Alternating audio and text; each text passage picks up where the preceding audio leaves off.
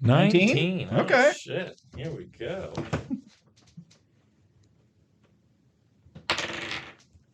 17. All right, good episode. The devices on my vices. The dices on my devices were divisive and decisive. The dices on my devices were decisive and divisive. All right. Ready? Red, yellow leather. Red leather, yellow leather. Where's that from? I think that's just a vocal warm rip thing. Yeah, but we've seen that in something. Yeah, oh, for sure. Probably like a 30 Rock or something. Oh, okay. Yeah. Welcome to WRPL, the podcast where we talk about all the things we are watching, reading, playing, and listening to. My name's Ben. And I'm Steve. How you doing, Steve? I'm doing all right, Ben. Good. I have a few things I want to start the episode with. Yada, yada, yada. We got something to talk about. You know, Black Adam's our main thing. We'll do our wrap-up of Lord of the Rings and Game of Thrones and She-Hulk. But I wanted to say, like, I put up a new This Meets That. It's been a while. It's a good one. So by the time, if you're listening to this, it's our previous episode. But I had a question for you. Mm-hmm. Do you like sweet and sour sauce? I do. I don't actively seek it out on a bunch of stuff. But so if you get nuggets at McDonald's, you don't get sweet and sour? I never think to, but I would happily eat nuggets with what's your go-to then? Well, I'm not really a nugget guy. I'm Neither always am I. so it's like I never get nuggets enough to really want it. But I think if you put ketchup, sweet and sour sauce, and ranch, honey mustard in front of me, I'd lean either towards honey mustard. But I mean, I enjoy sweet and sour sauce. Okay. What flavor is sweet and sour? What's the actual flavor? It's like a Asian style. Whatever the opposite of teriyaki is. Oh, okay. Yeah, that kind of makes sense. Because there's pretty much two famous Asian flavors. It's teriyaki and whatever the fuck this is. Well, I never even thought of that being a question. You know, never crossed my mind. It's just sweet and sour sauce. Yeah. But I saw a thing. It's apricot. Oh, okay. They add a little spice for the heat, but it's mainly apricot and peach flavors. That makes sense. Yeah, and I would have never guessed that. Yeah. But I mean, obviously you've eaten ketchup your entire life, but let's say you didn't know what ketchup was, and there wasn't any label on the bottle, and it was just this red sauce that you just put on fries. Would you go oh, that's tomato? That's definitely tomato? Probably not, because I've bitten into plenty of tomatoes, and that's like an instant gross out, spit it out. This is disgusting. Yeah. You really got to process the shit out of a tomato to make it taste good. So one's just a little observation thing, and one actually they're both little observation things. I found a new thing in advertising. Do you remember in New Girl when they were talking about Schmidt was going to pitch micro ads, and he's just 3 to 5 second ads, something that's just for the new generation. And it was always just kind of a funny joke. But that really is kind of how we advertise to ourselves now. Before YouTube videos, there's a 6-second ad that you can't skip. Get their point across as small as possible. And I like noticing those things just to see what's the new innovation of duping all these sheep. That's how corporations think. So I came across a new one, and I think it's pretty ingenious. It's not I would say ultra effective, or it's wow, what a, manipulative thing. But on Peacock, when you pause anything, if you wait more than 3 seconds, it will go away and an ad will appear. Not a playing ad, just a picture of buy this thing. This is coming to Peacock. And I thought that's pretty ingenious. Why, if people are sitting around waiting for you to go to the bathroom and stuff, they don't want to watch just a freeze frame of the movie.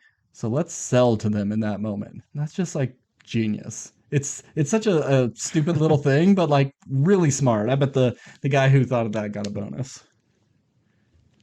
I hope that rich guy got more money. Good for him.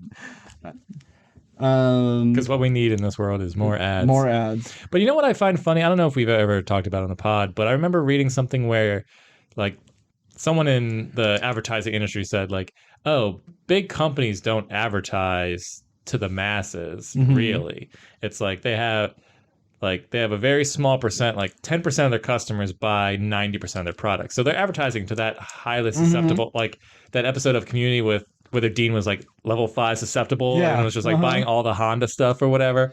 So they basically sell to those people because there's people who are just like obsessed with their products. So it's like, I mean, there's certain advertisements that clearly like work, like, you know, got milk happens and everyone's like, oh, I'm going to drink milk. Yeah. Like it just becomes a bigger thing because like there is stuff that like goes through the popular zeitgeist that inspires people to like do a thing. But for the most part, like all those Coke ads you see, like they're for the 10% of people who are buying $1,000 of Coke a year, not the person who's like just going into the store and buying a single Coke. Because like that makes up 10% of the business versus the other 10% of the people who actually make up 90% of the business. Yeah. Which I just thought was crazy that like we see all these ads all the time, but they're not really for most of us. Yeah. I just thought that was really interesting. I also, before we get started, Bob's Burgers came back not too long ago. And we didn't really, Never heard of it. We didn't really talk about it all that much. It's been a good season so far. But one thing I forgot to mention is they changed the intro. They added the sinkhole from the movie to the intro. And I don't love it because I think it's really jarring compared to everything else that happens. But I'm glad that they did it. Just a little bit of continuity with the series. Yeah. I mean, would you have preferred they did it like, oh, they'll do it for the premiere and then afterwards they go back to the original? Just like, oh, look, remember that was the thing? I think it's just too much. I think it should just be the sinkhole part and not the water part. The water kind of takes up a big part of the screen. Okay. So if it just sinkhole happened and it forms back up, that'd be fine. Or like when the truck shows up, the pest removal, the sinkhole happens and the truck falls, you know, something like that. But I think the water is just a bit much. But love Bob's Burgers. And did you see the last one? The last one, I think I did. With like Louise not knowing what to do for a job. And it's one of their classic tell a story. I hated that episode for the first 2 stories. They were just dumb. Okay, yeah. But when it got to the like Children of Men parody and the little callbacks of like Linda taught them how a cow can go downstairs if you put socks on its feet and just like these little things that happened. That was like a season 1 episode 2 or 3 thing, and that fun little callback is what makes the show so great. Yeah, I have said on this podcast that Children of Men is one of my top 10 favorite movies of all time. So when that one came up, I was like, no fucking way they're doing a Children of Men reference right now. So that made me very happy. But at the same time, it's like, no one's gonna get this fucking reference. Like only movie nerds watch Children of Men, and they even kind of point out, it's like, what movie are you talking about, Dad? He's just like, oh, yeah, it was Children of Men. I kind of saw that one. Yeah, or whatever. Even remember how it goes. Yeah. I was like, so it was both funny that they chose to use that one, but also funny that they were like, yeah, no one's really going to get this reference. I was like, oh, okay. I was really excited for that episode because it's like, what is Louise going to do with her life in the future? And I thought it was going to be more her talking to other people throughout town. It'd be more, you know, her journey instead of one of their 3 stories, just because the first 2 stories weren't all that great. So I was a little disappointed at the beginning, but that last one really got to me, and I thought it was very sweet for Bob. And another Easter egg I didn't notice, but eagle-eyed fans did, when they show her working in the office cubicle, it's the same office cubicle Bob is working at when he has like this nightmare that he doesn't own his restaurant and he's like signing birthday cards. It's like the exact same shot. It's recreated, but every post-it note's in the same spot. It's just like that little level of detail of them going like, oh yeah, we've done something like this before. Let's reference it.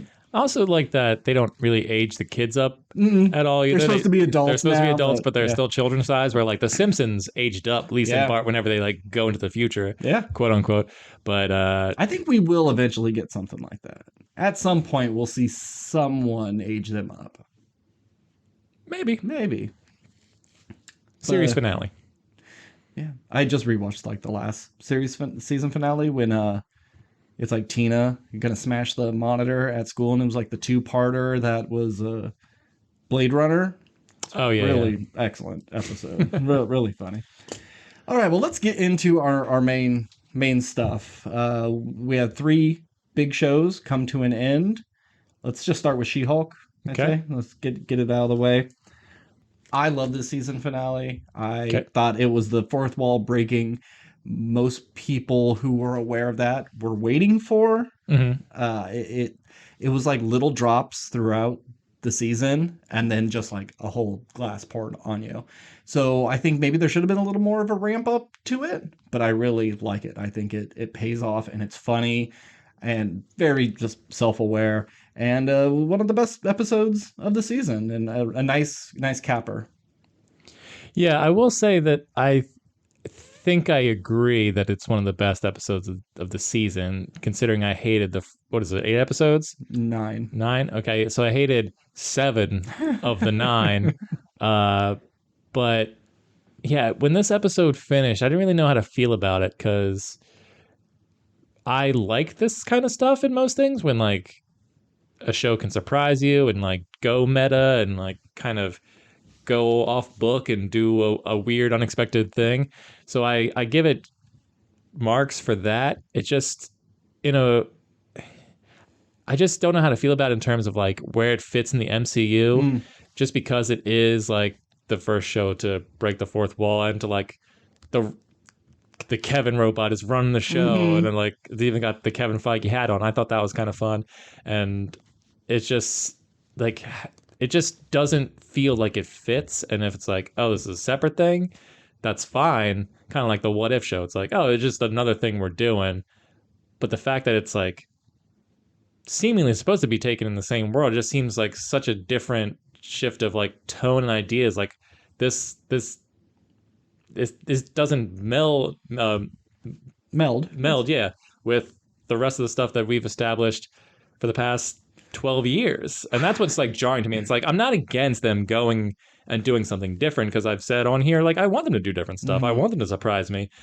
I want you to do something different, but I must be able No. to squish it into the pre-existing mold to make that puzzle But work. what I'm saying is like if you look at something like Werewolf by Midnight, is that what it's called? Werewolf by Night. Werewolf by Night, yeah, thank you.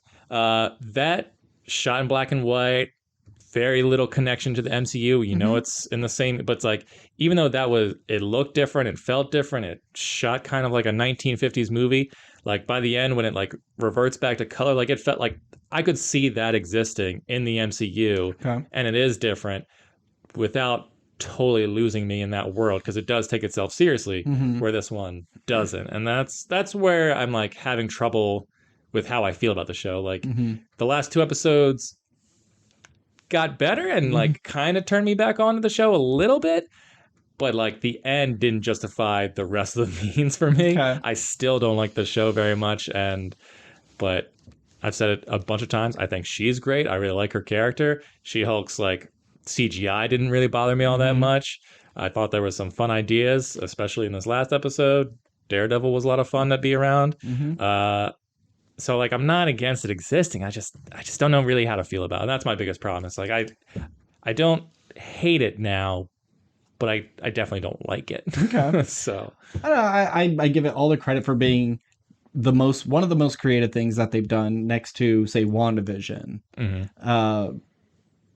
I think once you see her in something else, your fears will be alleviated, because if she showed up in the next Avengers movie, they're not going to do any of this fourth wall breaking stuff, because it's not her show. It's not focused on her. So when we see her, she's going to just be doing Hulk stuff. Now, when Daredevil eventually shows up, I could see them doing something where Daredevil's talking and he looks over and he sees She-Hulk looks like she's talking to her own screen, even though it's nothing there, and he could invade hers and she could invade his. But I think only in those situations will we see it. In any other time, she'll just be hulking out doing Hulk stuff. yeah, and that's great, and I think that's exactly right. Like that's what we'll see. But it just at the same time, it's weird that is the thing. It's just like, yeah, this thing is separate. It's part of it, but not really. You know what I mean? I don't know. And I guess I'm not. I'm agreeing with you. You're not wrong. But at the same time, the show just wasn't good enough for me to enjoy, because I think there was a lot of bad stuff for those first 7 episodes. You crazy person. And there's something good in I think every single episode. Yeah. Her. No, that's it. No, I like even if she's not part of the court cases, I think generally every court case is interesting and brings something different every single time. I think the court cases are interesting. How they're presented isn't. Because they're very quick. It's almost like the court cases are non-existent to me. They're Really. the B story most of the time. Yeah, but I They're kind of wanted them to be the A story, and then her like long-standing adventure is the B story, and like. Okay. I mean, some of them are the A story when she's involved, but when she's off doing something else, it's nice that they don't completely abandon the premise of this is a superhero courtroom show. Yeah, but I don't know. I'm not gonna get into it. Yeah, you got nothing. I know I have plenty, but I'm not gonna spend 20 minutes on She-Hulk because it's a show people you're just gonna like it or you're not. Yeah, that's, it really that's how is. it is. You can't convince someone to like the show if they're not in on it. But I just want to mention the CGI. She looks great, especially in these last seasons. Hulk looks good. Abomination looks terrible. Yeah, and Hulk's son looks awful. Why haven't? Well, he does not need to be there. Yeah, that was absurd that they just kind of threw him in and didn't give him a line. It's just like, oh, here he is. It's like if that's just set up. It's like, oh, you're gonna see what happens with this in a Hulk movie or another. We're gonna do a flashback and another. Fine. It just seemed like so. It's thrown in and out of place. It's like, what the fuck was this? It feels like these are post-credit scenes. Things that don't add anything to necessarily what we just watched. They're teasers for things to come. But instead of making it a post-credit scene, they just made it a scene. And we can't just be throwing in these things just for fan service. You put it after the credits. That's what's for the fans there. Don't put it in the main storyline. Because, one, he looks like crap. And it doesn't add anything to this. Yeah. I think not even that the CGI was bad. I think he just looks like crap because he looks like a douchebag. He does, but looks so dumb. Yeah, he's got a dumb haircut and dumb outfit.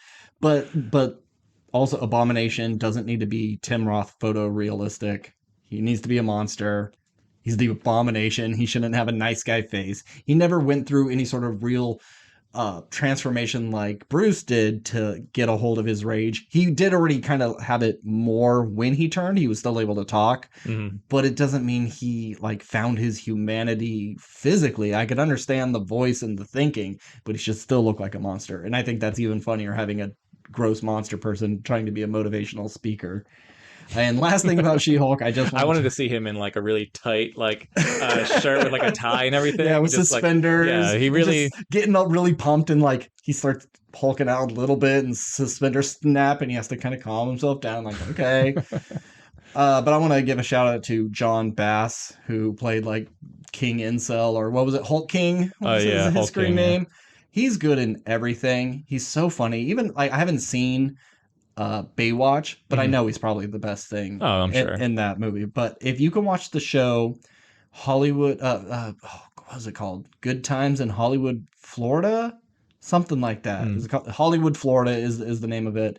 He's in it, and it was the first time I ever noticed him, and he's like the biggest dumbass, and he's so funny, and you just love him. He's just a lovable idiot. He's also in Miracle Workers season 3. He's fantastic in that. I every time he pops up, it's just like, there's that guy. Yeah, he looks like a guy who like was on SNL, kind of like a Bobby Moynihan type, and then he like is starting doing like movies and TV and stuff. And I'm glad he got this role just for the sake of like, because usually when you see like a douche character, they're like, She-Hulk's like male friend at the office, like he's that type, just like handsome and dumb, but also just like, oh, women are terrible, blah blah blah. Like I like that the handsome guy who like was your more traditional like jock douchey type was actually like, no, treat women with respect. By this guy who's just like kind of like played only sweet, lovable, dorky characters in most things, I imagine, is like, no, can you believe it? It's like, she's not a real Hulk. She didn't have to work for it. She didn't earn it. Yeah, so I just like that they subverted the expectations on that a little bit. That was fun.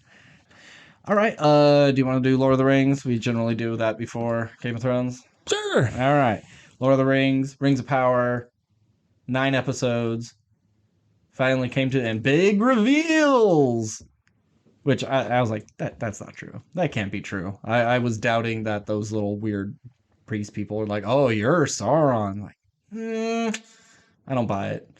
And I'm glad I was right there. But you were right in the long run. Like, it was like episode 2 that you were saying, like, that guy's Sauron, right? Well, episode 2, I was like, that guy's probably Sauron. But then as the show went on, they did a lot of work to make it seem like he wasn't, even though they like kept dropping hints that he might be. Mm-hmm. It was just like, well, we gotta tease you a little bit of this, but maybe not. And it's just like, it just seemed like they did a lot of work to like throw you off the trail, ultimately to go like, psych, just kidding. Yeah. You were right in the very beginning. It's like, Remember well, those scenes of him like holding his necklace and like, I don't want this, and slamming it down and then coming back and pick it up? Yeah, all that really doesn't matter because he was actually faking it the whole time. yeah, I mean, I overall the season I've been a fan of, and I enjoyed this last episode. I recognize some of the show's faults, but overall I don't see the hate for it. But if I have one major complaint about this final episode, it is the fact that it's like it was the reveals. Mm-hmm. You know, doing all that work to make it seem like he wasn't Sauron, only to go like, just kidding, he is, and then doing all that work to go like, oh look, he's Gandalf, or he's like, he seems a lot like Gandalf, but he's actually not. Only to go at the end like, he may still not be Gandalf. It just feels like we're testing the water, see how fans react, and then depending on what they say, we'll make him Gandalf or not. I don't think they need to make him Gandalf. Well, but I guess it makes sense. Supposed to be. Yeah, but Gandalf and Galadriel, at least in the movies, they did have a past. So it would make sense if they did that, because that's some more character building that we can get to eventually at some point. But it's just, I wanted this show because I didn't want a glut of known characters. We have like our two major ones that we know, 3, and everybody else is new. And it's like, it's just them like almost having a cameo of Bilbo for some reason. It's like, do we need that? Why is that here? That we don't, that doesn't elevate this story, but I guess I'd be okay. Yeah, I mean, and that's kind of like the nice thing about watching House of the Dragon is like all these characters are new. We know these names because they're, family names, and we know these locations because we've been there before, even though they're in different light. But like, it's all new stuff, and we're not going to get anyone from the old show except maybe, Melisandre or Jock, these people who like have magical powers who may or may not have always been around or whatever, that kind of stuff. But for the most part, we're not going to see Daenerys on the show unless we see her like in the finale and they do some shit like that. It's like, we got to bring in a legacy character just to like, oh, now everything's caught up with each other. Someone has a dream about prophecy and they use pre-existing footage of her. Whatever. That's fine. Yeah. But other than that, like the Hobbit stuff, I know has been kind of hit or miss for a lot of people. This last bit with them, like saying goodbye to her and like the family, like doing this. I don't know. I was almost crying, to be honest. I was like, this is really like lovely. I don't know what it is about like Hobbit culture that I enjoy. So, I guess it's just because like they're so, I mean, with the exception of like, oh, if you fall behind a little bit, fuck you, you're dead. Yeah. Like that kind of thing. But they're just like, they just want to like pick berries and hang out and just live peacefully and like sing songs and like they just love, for the most part, love each other. I don't know. Just all the emotion of that scene really worked for me in the finale. I was a little bummed that we didn't get Durin because Durin was the best. He really is saved for specific episodes, and those are just peaks of good content. But looking forward to what Durin goes and does in the future. At least Elrond was in this because Elrond's a cool guy. But if he's not with Durin, I don't care as much. Yeah. Some of his likability just gets instantly sucked away when he's with other elves. Like, it's kind of like having like two groups of friends. It's like, you have your friends who you're with in high school or something, and you're like, you have to act cool, but then you go to camp with your other buddy, and it's like, that's who you really are. Because he's like, oh, I have to deal with high society, but really I just want to hang out with Durin and like do rock smash contests or whatever. But anywho, we got to see the rings made. Yeah. Which is cool. But they didn't use the same designs, right? No, not from because I remember Galadriel's being a little more ornate. Yeah. So these are original designs, but I think they looked great. The second I saw them made, I was like, oh, there's gonna be so many Etsy posts of like people like fan making these. I thought they looked cool. The only thing is I mentioned to see how they go about doing the rest of the rings, because you said they did it backwards. They did it backwards. Yeah. The Elven 3 were made last, other than the One Ring. Because that would make sense. Like, oh, we're going to make it for men because men are more populated. They need the help. Let's give them some power. Because, I mean, we're fucking dwarves or elves. We're good. We don't need it. And you make 9 of them. yeah, you did an okay job, but I bet we could do better. Okay, let's give the dwarves their 5, 7. And it's like, oh, we did much better, but we could do even better for us. And then they make their 3 and like, we pretty much got it perfect. But then it's like, no, the One Ring, that's when you really have honed your skills and made the best of the best of the best. So it'll be interesting to see. Yeah, do they? Yeah, because it's like, if this show could do a lot of stuff with like timing manipulation too, just in terms of like all this stuff is going on, but we never see Nori and the stranger interact with any of the characters from any of the other storylines. So they could be farther in the future, they could be farther in the back. Like we really don't know where They're they line up. The only story that hasn't connected, right? Yeah, the only thing that connects all the storylines is that comet that you see in the first episode, which you theoretically could go, that was a different comet, or like had nothing to do with this comet happens every 500 years. You saw one, we saw the next. Yeah. So you could write around that, and then you could do a thing that's like, oh yeah, the Sauron, because I forget his name, Halbrand. Halbrand was working with Celebrimbor for like months or a year, but in this episode, you see it seems like they were working on it for like a week or something. Yeah, he just goes, "Hey, have you tried this?" And he goes, "Oh, duh." Yeah, because maybe they already made all the other ones, but we just didn't see that. But that would have been so lame, considering it's the Rings of Power, and you only see the 3, and then I guess you'll see him make the 1 in season 2, maybe. I bet we'll see. The elves will show off their rings, and Elrond will be talking to the dwarves, and they'll be like, "What the fuck? You guys already have so much power. What about us? Oh, you want your mithril? You're gonna make us some rings." And so then they do it, and then the humans are like, "Well, what the hell? Why are we always so bottom of the totem pole? We outnumber you. We deserve rings as well." So I think it'll just be more of a greed thing, and that's why like they're so easily to be corrupted. Yeah, which I'm fine with that if they want to do that. I've said it before, I'm not like a purist, so if they want to I'd love to have my boss on here. He was at my work just ripping into the show and pissed off at every little thing because it wasn't exactly how the books are. And like, dude, you love The Hobbit.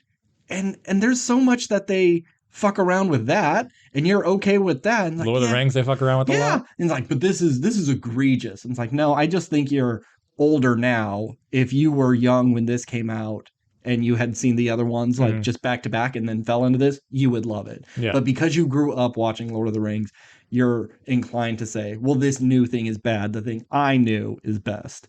And I think he's just one of being a toxic fanboy. But he's loving Game of Thrones. He's just like, this is absolutely, it's better than the original. Like, he's really deep digging. This is the Better Call Saul to Breaking Bad, even though Breaking Bad didn't have a bad ending. Oh, yeah, for sure. So, but it absolutely could be. Yeah. But I mean, in terms of, season 2 and the show going forward, because we've said on here, and I think it's been widely said in news articles that they're doing 5 seasons, or that's always been the plan.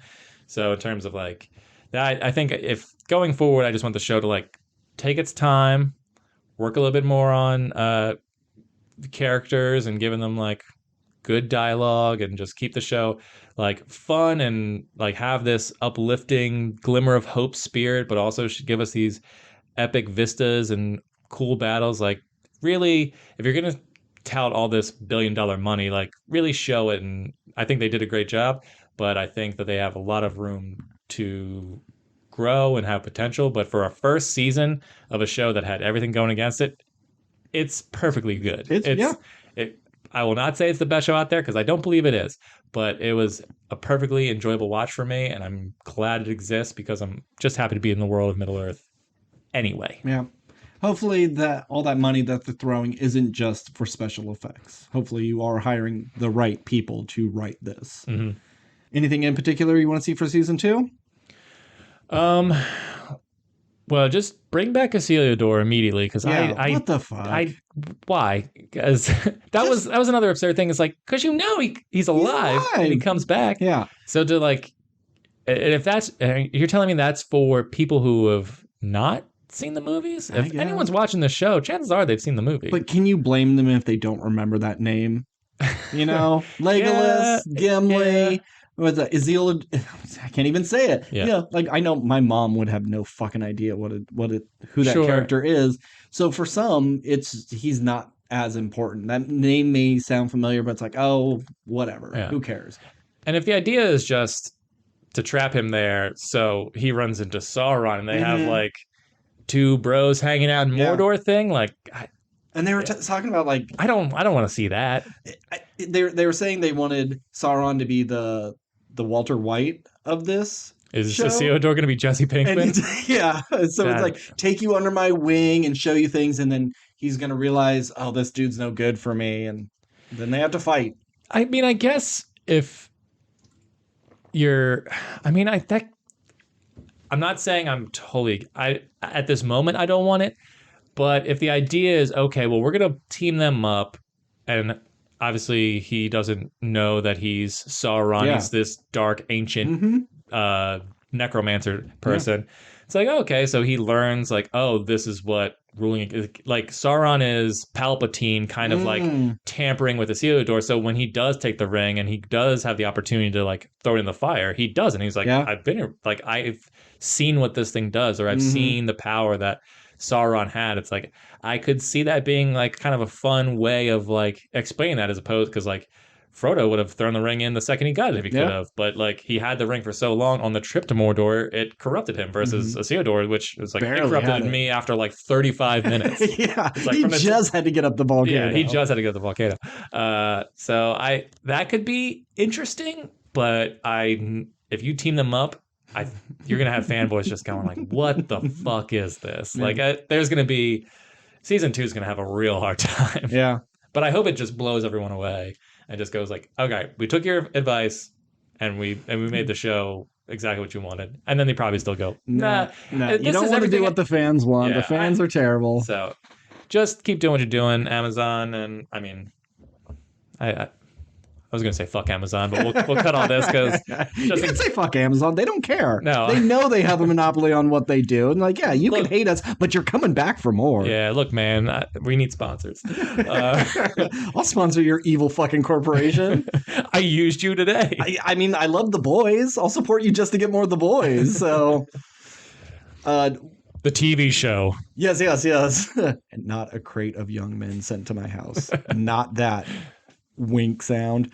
The One Ring. Is it next season or is that a season 3 thing?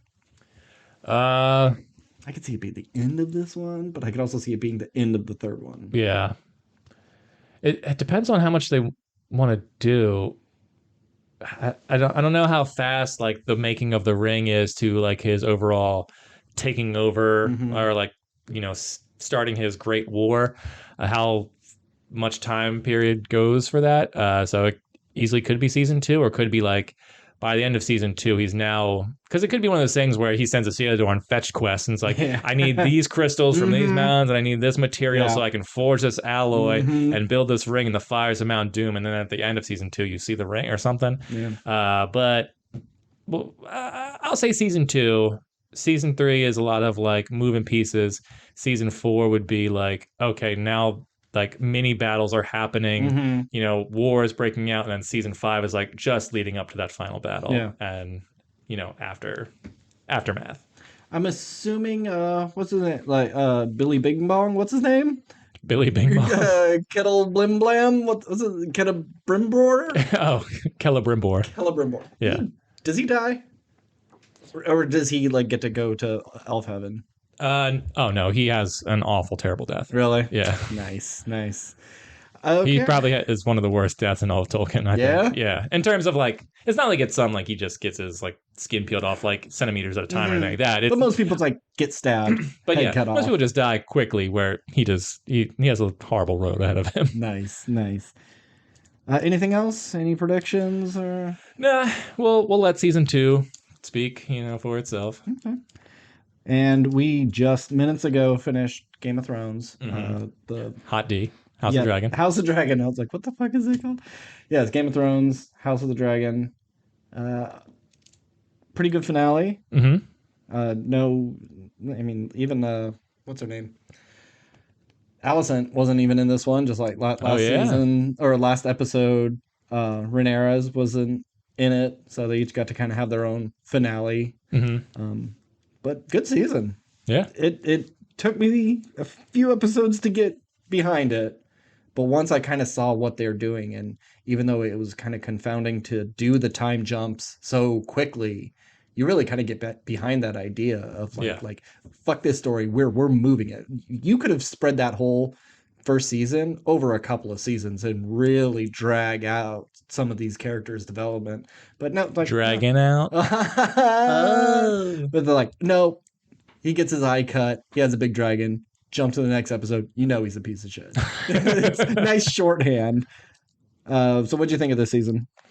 Yeah, I really enjoyed this season. I stick by my major criticism of the show is that like I just don't really like any character all that much. Mm. I mean, I think they're all good characters and I understand their motivations and I believe like these are real people and they would do these things. No one's written like absurd. No. It's just like there's no one fun. There's no one I really enjoy spending time with. Like every time someone's in a room with each other, it's just telling someone this is why your lineage needs to do this or my role as this means we need to do this. It's And all this is my intent. yeah, and- there's never just like a ton of moments of just like levity or relaxation. It's just constantly like we're at war, we hate each other. We're like let's try and find peace. Nope, that doesn't work because you fucked my sister or you stabbed my brother or whatever the fuck it is. It's just it hasn't been a quote unquote fun season. No. But I have enjoyed my time watching it. Yeah, we haven't had any no Arias, no the Hound, no fun characters that even if they are cool and badass, they still crack jokes. I think there's like 3 jokes in this whole season, and they're kind of in the first half of it. This is a very gloomy, dour show, but I still like it. And even like eating my words, but you know, I don't like Matt Smith. He really surprised me in this, and I want to. It's not because he surprised me as being like some great actor. They surprised me with what they did with his character. I instantly thought he's the big bad. He's going to fight his brother. He wants power, and that's somewhat true in certain areas. Like he does want power, but he's not so power hungry that he's killing his own brother to get it. He may marry his niece to get some power, but I thought he was going to be more of a cackling Littlefinger, you know, some or like a Jamie Lannister. But no, he's kind of a cool dude. Like, well, for minus all the bad stuff. I mean, like he'll step in and like cut a dude's head off because you besmirch your wife's, you know, your stepchildren. There's a lot to him that I didn't expect to see. Yeah, from the early episodes where he's, you know, this sleazy dude who's just, you know, cutting people's hands off in the city, and then he's just I like, forgot about that. and he's like undermining his, you know, his brother and trying to have sex with his niece, and it's like, but you know, he stops himself for a second. You're like, oh, maybe he's not that bad a guy, but then he just like waits a couple years. Yeah, and he planted the seed and just like you're gonna want this. No, and it's like, but he killed his like he's done a lot of terrible things. Yeah. But this final episode, I really enjoyed the fact that, you know, I think his name's Sir Eric or whatever, like hands him the his brother's crown, and he just kind of looks at it, and he's the one who places on Rhaenyra's head, and he's like, he seemed like a really supportive husband. Does he choke her out this episode? Yeah, yeah. But you know, he also is just like furious that he believes his brother was murdered, and he's in war mode. He's ready to go to battle. He knows what's to come, and I think he'll do some pretty cool stuff. Yeah. Also, didn't expect to see a dragon fight. Super happy I got to see a dragon fight. You got to see a child get eaten, a dragon fight, and a dragon die. And I got to say that that sequence in the rain, super scary, super cool, very effective, really well done. Like, what a great capper to the season. Yeah, I'm surprised we saw any of that. I thought we weren't going to see any of the other houses until the opener of next season, and it would be really setting the stage of what's to come on that season. Didn't expect to see this one. I was a little disappointed because I thought when Rhaenyra's son went in there to talk to Baratheon, and he like just seemed kind of not equipped to be the messenger. I thought when Aemon was there, he was gonna like give him shit, and he was gonna like kind of stick up for himself and like make a good case. But it was just kind of like, no, I say no. He's like, okay, I'll tell my mom. And then it's like, dude, I thought you were gonna like get a hero moment because you spent the past couple episodes being a little wuss. Yeah. But I mean, she should have known better to send someone with him, or at least read something out loud. You know, because he just passes off the paper. He should have read it out to come off as a little more commanding, and then he could buckle under the pressure of, oh, I'm here to say what my mom told me to say. But when they said, well, who are you going to marry? What sort of offers do you make? Oh, crap. I'm not ready for that. Yeah. I was prepared for this one thing in this debate, and you came in with something else, and then see him falter. But yeah, he just kind of shows up and it's just like, oh, I got a message. Okay, bye. The other thing, it's like I know, I'm sure if you've grown up in a world where dragons just fly around, like you're not really surprised by seeing them. If you're like part of some lord's guard, it's like whenever I see, like, imagine being the guy who's guarding the door, and you just see something the size of a building like Yeah. moving around outside. Like I would be like, even if I've seen that thing a bunch of times, like Yeah. that's got to be so scary to just stand there and be like, oh, if this thing gets hungry, there's nothing I can do. Yeah, know? you really feel like a mouse, and it's an odd feeling because we're the dominant species and yada yada yada. But when there's something bigger, when you stand next to an elephant, you realize, oh fuck, this thing could just like step on me and be done with me. And now it's like 500 elephants tall. That might be a little tall, but well, yeah, maybe massive 500 yeah. elephants, not Sure. actually stacked on top of each other. And we see Damon meet I guess an unclaimed dragon. Yeah. Who I know I kind of talked to you about, but I think it was off air. But for anyone who doesn't know lore, I think that was supposed to be a dragon known as the Carnivore. He's a unclaimed one of the. They mentioned in the episode there's like 3 unclaimed dragons that live on Dragonstone. He's one of them, and he's just a dragon that like no one fucks with because he's so massive and he just eats other dragons. That's why they call him the Carnivore. And it's interesting because I'm interested to see like if that's him and that's what the plan is. Like he doesn't really have much to do in the Dance of Dragons from what I remember. So it'll be interesting to see like what Damon's goal is with him. Is he gonna try to write it, or is he gonna try to just like let it loose and hope, like, oh, they're sending their dragons out, let's send this one that eats dragons and hope for the best? Yeah, like how do you barter with a thing that doesn't speak your language? It's like, yeah, you kind of make a bond with a dragon from birth, or like you speak Valerian and kind of knows what you're saying, but like this thing doesn't care about anything other than like eating. So it'll be nice to see him fight the other big one. That's going to be a real great battle. Yeah, I'm just excited to see dragon fights because that's what we've been waiting for. Because we got a little bit. Did we got a little bit of it at the season 8 of Game of Thrones? Yeah, because we had the White Walker one. Yeah, but it was also at the Winterfell battle, and it was really dark. It was really quick, and then it was kind of like, well, we can't afford this because we're doing all this other big battle stuff. So Daenerys is now gone. And now the dragon's just fighting Jon for some reason.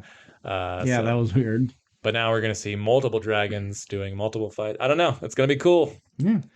Great first season. Yeah. So if you had to pick between the two, you get a second season of either Rings of Power or House of the Dragon. The other one will stop being made. No, I'd rather see House of Dragon.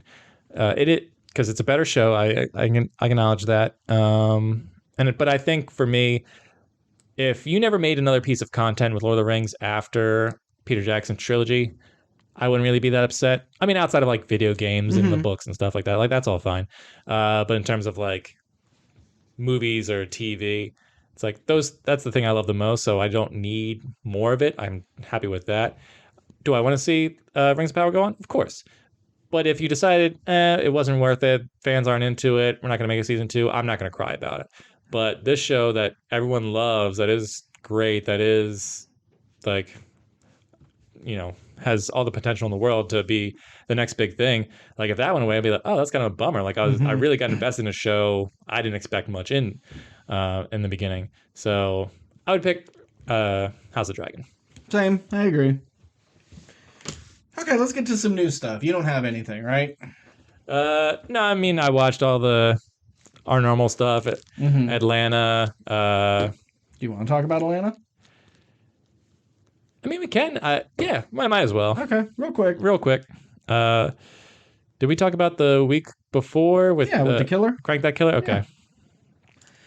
So in this one, Val and Ern and what's their daughter's name?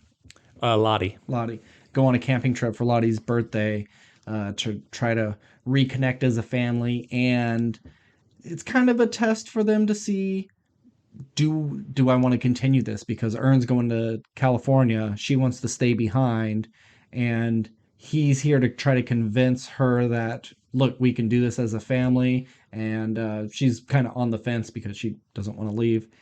I want to say I'm very thankful that this episode wasn't, they took the boat out to the middle of the lake and then the oars fell and now we're stuck in this really bad situation, and are we going to get through it, or they go down the river too far and they got to hike back, some bullshit of them being actually stuck. I'm glad it was just a simple camping trip. I like the snipe stuff. Uh-huh. You got to add something weird when it's Atlanta. They could have wrote it like, oh, it ended up being a squirrel, a rabbit, or whatever, but it's like, nope, it was a snipe. Yeah. It's weird to say that this was the most normal episode of Atlanta since the first episode. I think because every episode of Atlanta is just more absurd and nonsensical than the last at times. But this one was just kind of pretty straightforward, other than the snipe thing, which was such a small bit. Yeah. And I really like that moment because snipe hunting is not something I've seen much in media, but that is very much a real thing. Like, I learned about snipes when I went to camp as a kid, and just like, oh yeah, I mean, I don't think we had said it had like red eyes and it was like this lizard thing. It was just it was like a bird or something like that. Everyone has their own version. Yeah. But it's just like a tradition, and like going out into the woods, and it's just like, oh, you go snipe hunting because you're never going to find it. It's just a mythical creature. It's just a way for adults to keep kids busy while they go bone in the tent. Yeah. But so I thought that was fun. I'd never heard of snipe hunting. Oh, really? I never went to camp. It wasn't part of my childhood. And the only reference I had to that was in Up. He tells Russell to like find a snipe. Yeah. And so I just thought like, oh, that's something that he made up in that. So when I heard it in this, I'm like, oh, is that a real thing? Yeah, it's a real kind of camp tradition. Okay. Like bug juice. Yeah. But when Ern came up in the very beginning of the episode, and they ran into the only other person we see in this episode, and they were just like, oh, what do you think that chances are that guy's going to kill us? It's like, 8? And they're like, 8's pretty high. Yeah. Like, yeah. But there was like certain scenes where like Lottie's walking around and she's like looking across the river, and I was just like waiting for like a human to be standing in the distance. Like, I thought it was going to get real like murdery real quick. I thought it was going to be like real scary. She was like, when she was walking in like that stone structure that they were around, I thought she was going to like turn around a corner and there's going to be a person, and she's like going to like creepily like wave at her or something, and she's going to wave back, and it's like, oh, that's the snipe. I thought it was going to have like red eyes or something. I don't know. I was just waiting to be like freaked out. Yeah. But I'm glad they did not. But I'm glad that they did not. Yeah.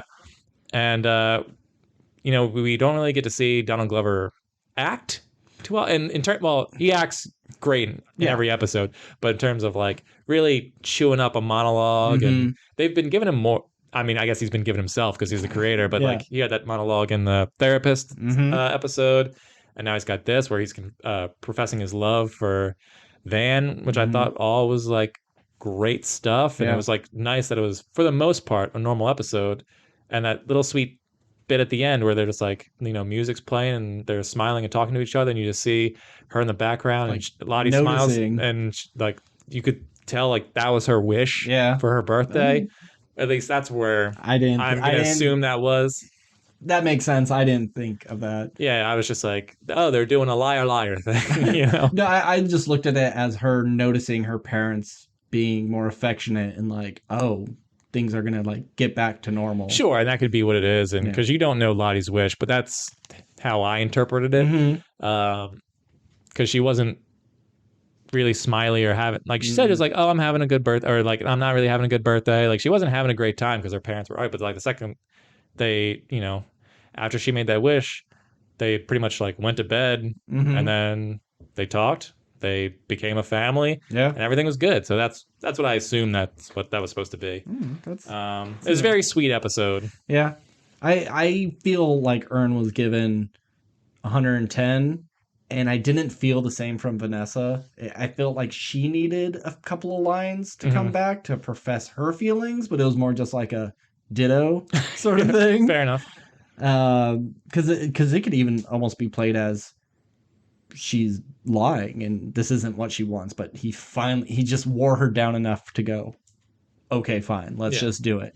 Because we don't really get to see all much of like why she truly wants to stay in Atlanta. She never really answers that question completely. Mm-hmm.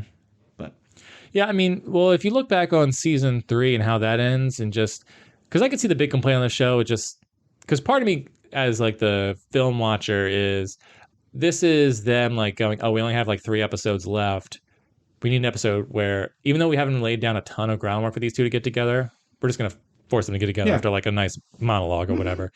But like the work was always there. It's Sure. just they were always good co-parents. They were good friends, Yeah. but there was always episodes where they would like hook up or like kind of, it's like they never quite left each other. No. So like this kind of out of nowhere going like be with me from now on kind of thing. I thought it still worked. It still tracked for me. I like that he brought up also the like I don't have to go by myself. I don't have to be lonely. And I was even thinking like what a great opportunity for a young guy. I don't have to see my family. I don't have to take care of my kid. I'm going to move to LA. I'm going to get I have a cool job and I'm just going to slay.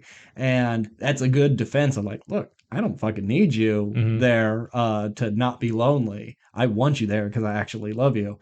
And I think that was a good point that he brought up because it's true. Yeah.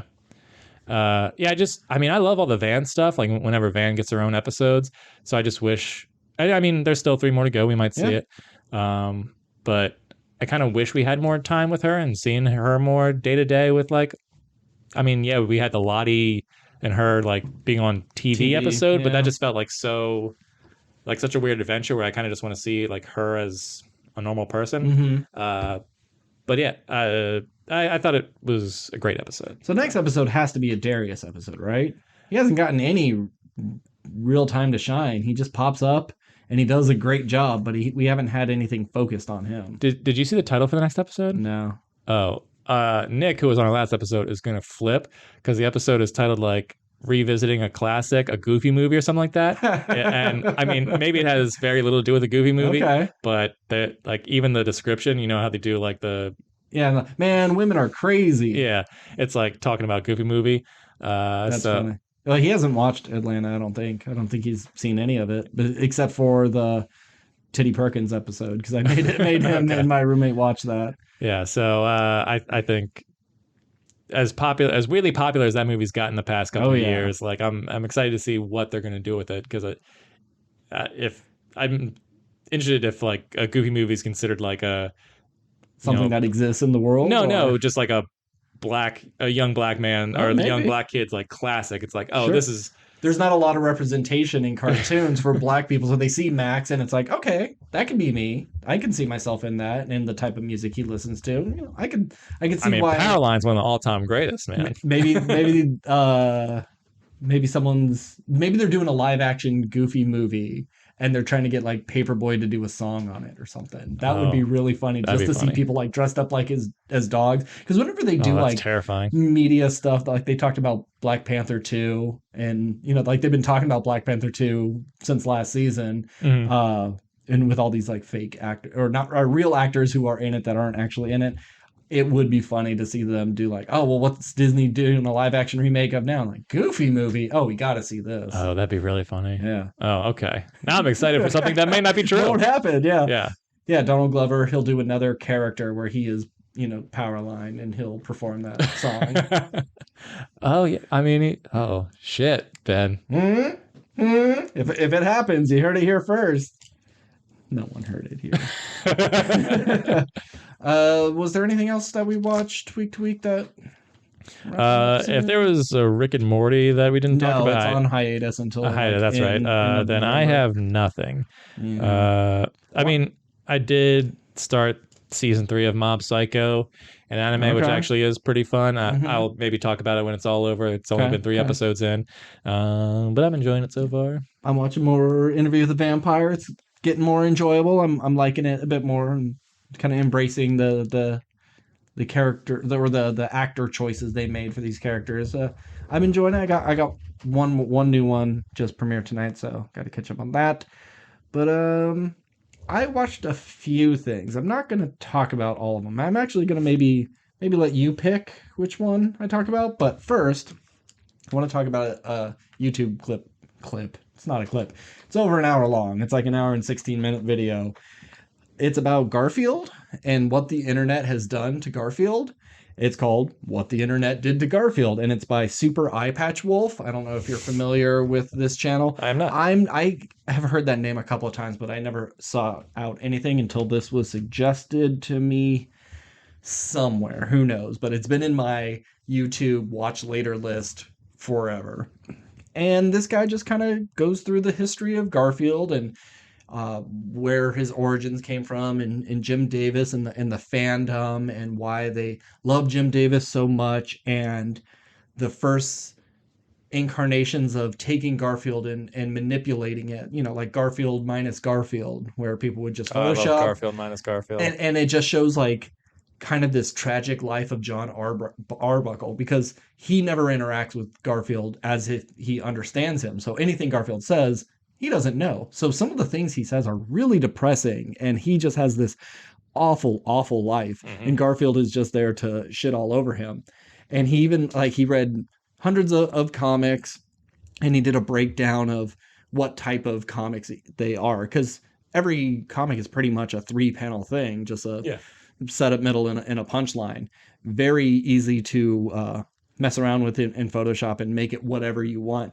But it's like, 1% is him being mean to Normal, and 5% is him being mean to Odie.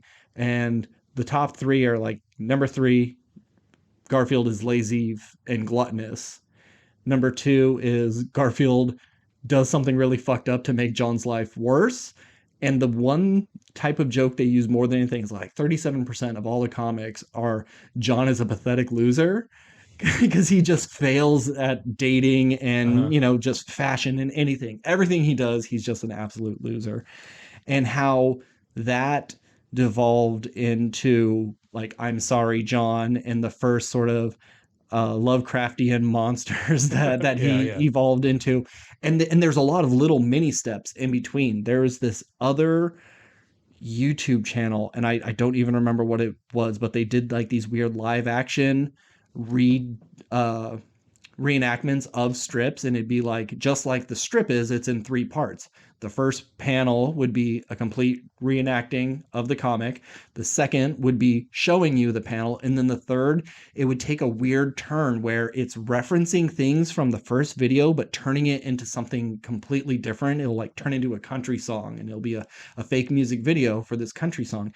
And then there's one of the comics where Odie gets a bag on his head, and then the skit at the end is he becomes like this fashion icon because he has a bag on his head, and then the paparazzi, weird stuff. And then they release like 9 videos all at once, and then 10 years the what YouTube channel is completely silent, and then they upload 10 more, and it's fresher and new, but it's still the same thing, but it's even crazier. And then they released like an 11th episode that they had a thing at the beginning where it was call and leave your name and how many sex partners you have. And then they used it in this final video, and it's like a 5-hour video. The rabbit hole this dude goes down, this Super Eye Patch Wolf, of why Garfield got to the point that he is so interesting. He's a little cringy. Sometimes he makes jokes that aren't great, but his research is spot on, and I highly recommend it. If you like Garfield and you want to know a little bit about the history and its impact on the internet, I highly recommend it. Well, I'm glad Calvin and Hobbes never went that way. Yeah, At least yet. He's too pure. The worst thing is Calvin pissing on stuff, yeah. and it's not sanctioned by anyone. Look, man, all I know is that I hate Mondays too. Yeah. So. Yeah, and they talk about how like Garfield is the most relatable character, and we all obtain to be him. It's like to be able to do what we want, eat how we want, and just sleep our lives away. And I completely agree. He's a hobbit pretty much. Like I've always loved that. He's got big hairy feet. That's very true. Okay, so I have 2 things I watch. Actually, I watch a bunch of stuff. Most of it's crap. Don't need to mention it. But I have 2 things, but I only want to talk about one. Okay. So you get to pick. I watched the Rental, written and directed by Dave Franco, starring Allison Brie and Sold. what? I'm sold. Oh, and what's his name? He was in Legion. He was the Beast. Dan Stevens. Dan Stevens. So I watched that, and then a horror movie starring Kevin Bacon called They Slash Them. So it's like a pronouns thing. Yeah. They, but you pronounce the slash because it is a slasher film at a gay conversion camp. That's way more interesting. But well, so both of them I'm kind of mixed on. I think one is better than the other. Yeah. But one had way more potential than the other and got kind of squandered. So which one would you rather hear me talk about? I'm gonna let the face aside.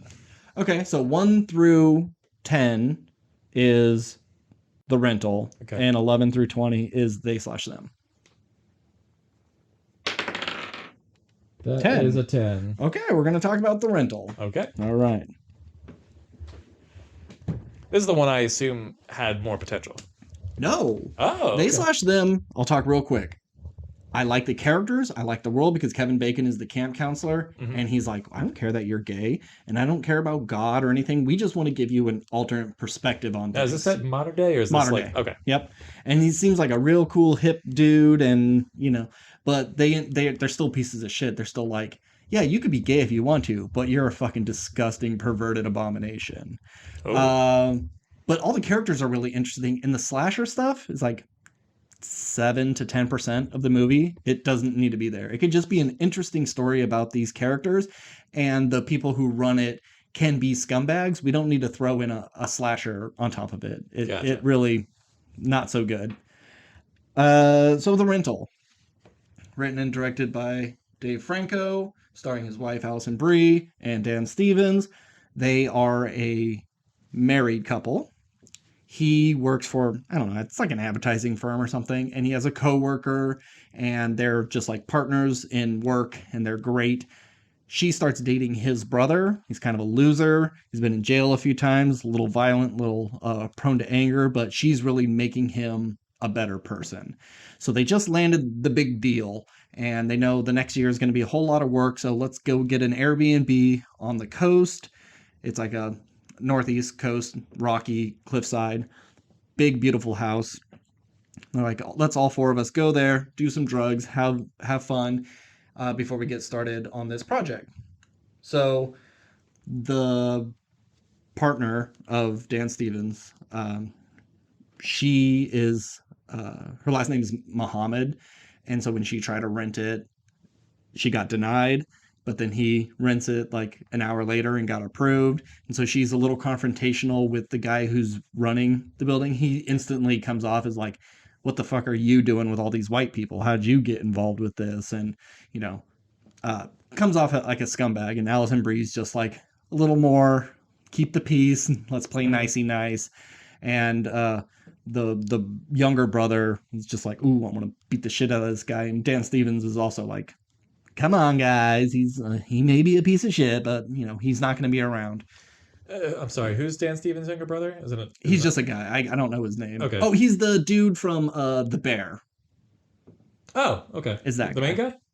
I'm assuming he's on the poster. Okay, yeah. Okay. They look alike. I can see that. Yeah, it works. Okay. So let's see. So yeah, they're having a good time. They brought their dog and they're not supposed to, and oh, isn't it pretty? And the younger brother is worried that he's not good enough for her, and Allison Brie's just like, look, you know, don't worry about it.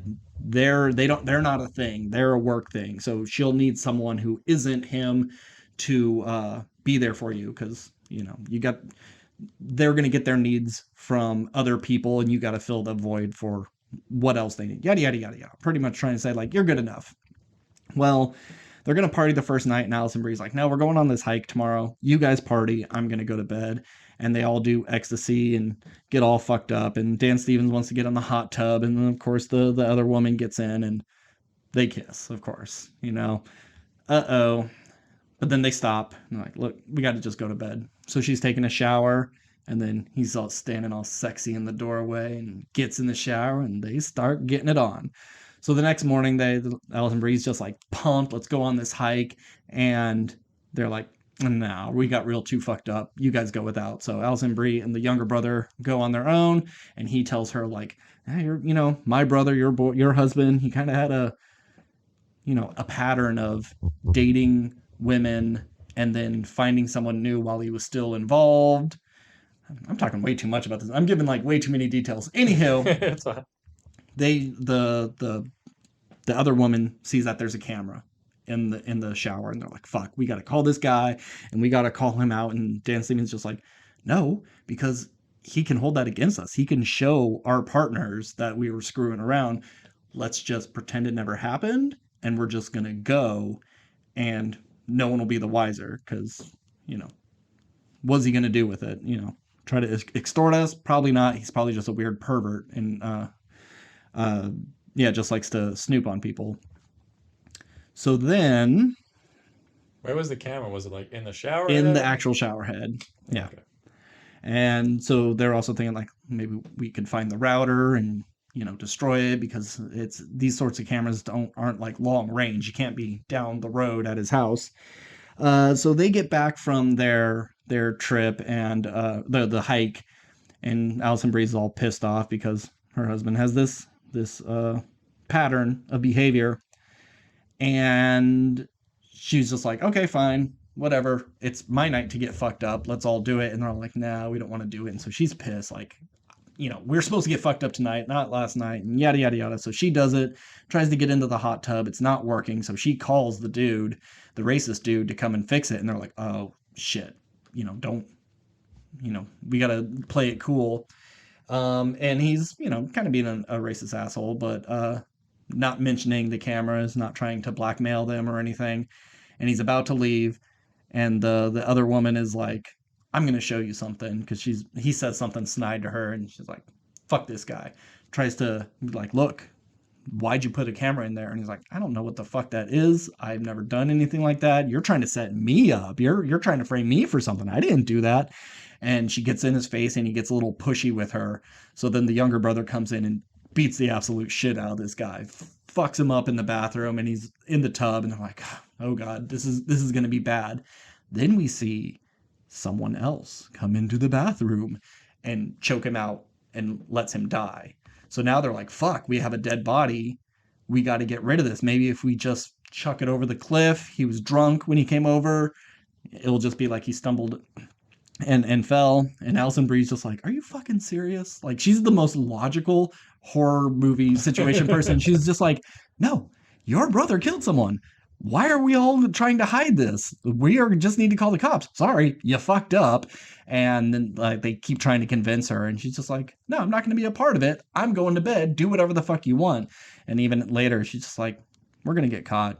If we get caught, I'm an accomplice. I'm just as much in trouble as you. I should have called the cops when I came in here by myself, but so let's just get it done." So they try to throw him off the cliff, and he barely goes down, and he lands on a rock. So they're like taking stones trying to like dislodge him, and they're just like smashing his face in. The younger brother eventually scurries down and like flips him.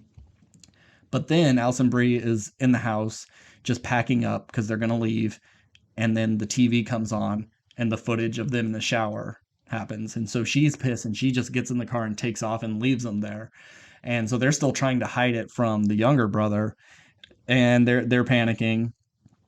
And then she blows a tire. She goes out and she sees there's a spike strip there, and a guy runs out of the woods, and just cut to black.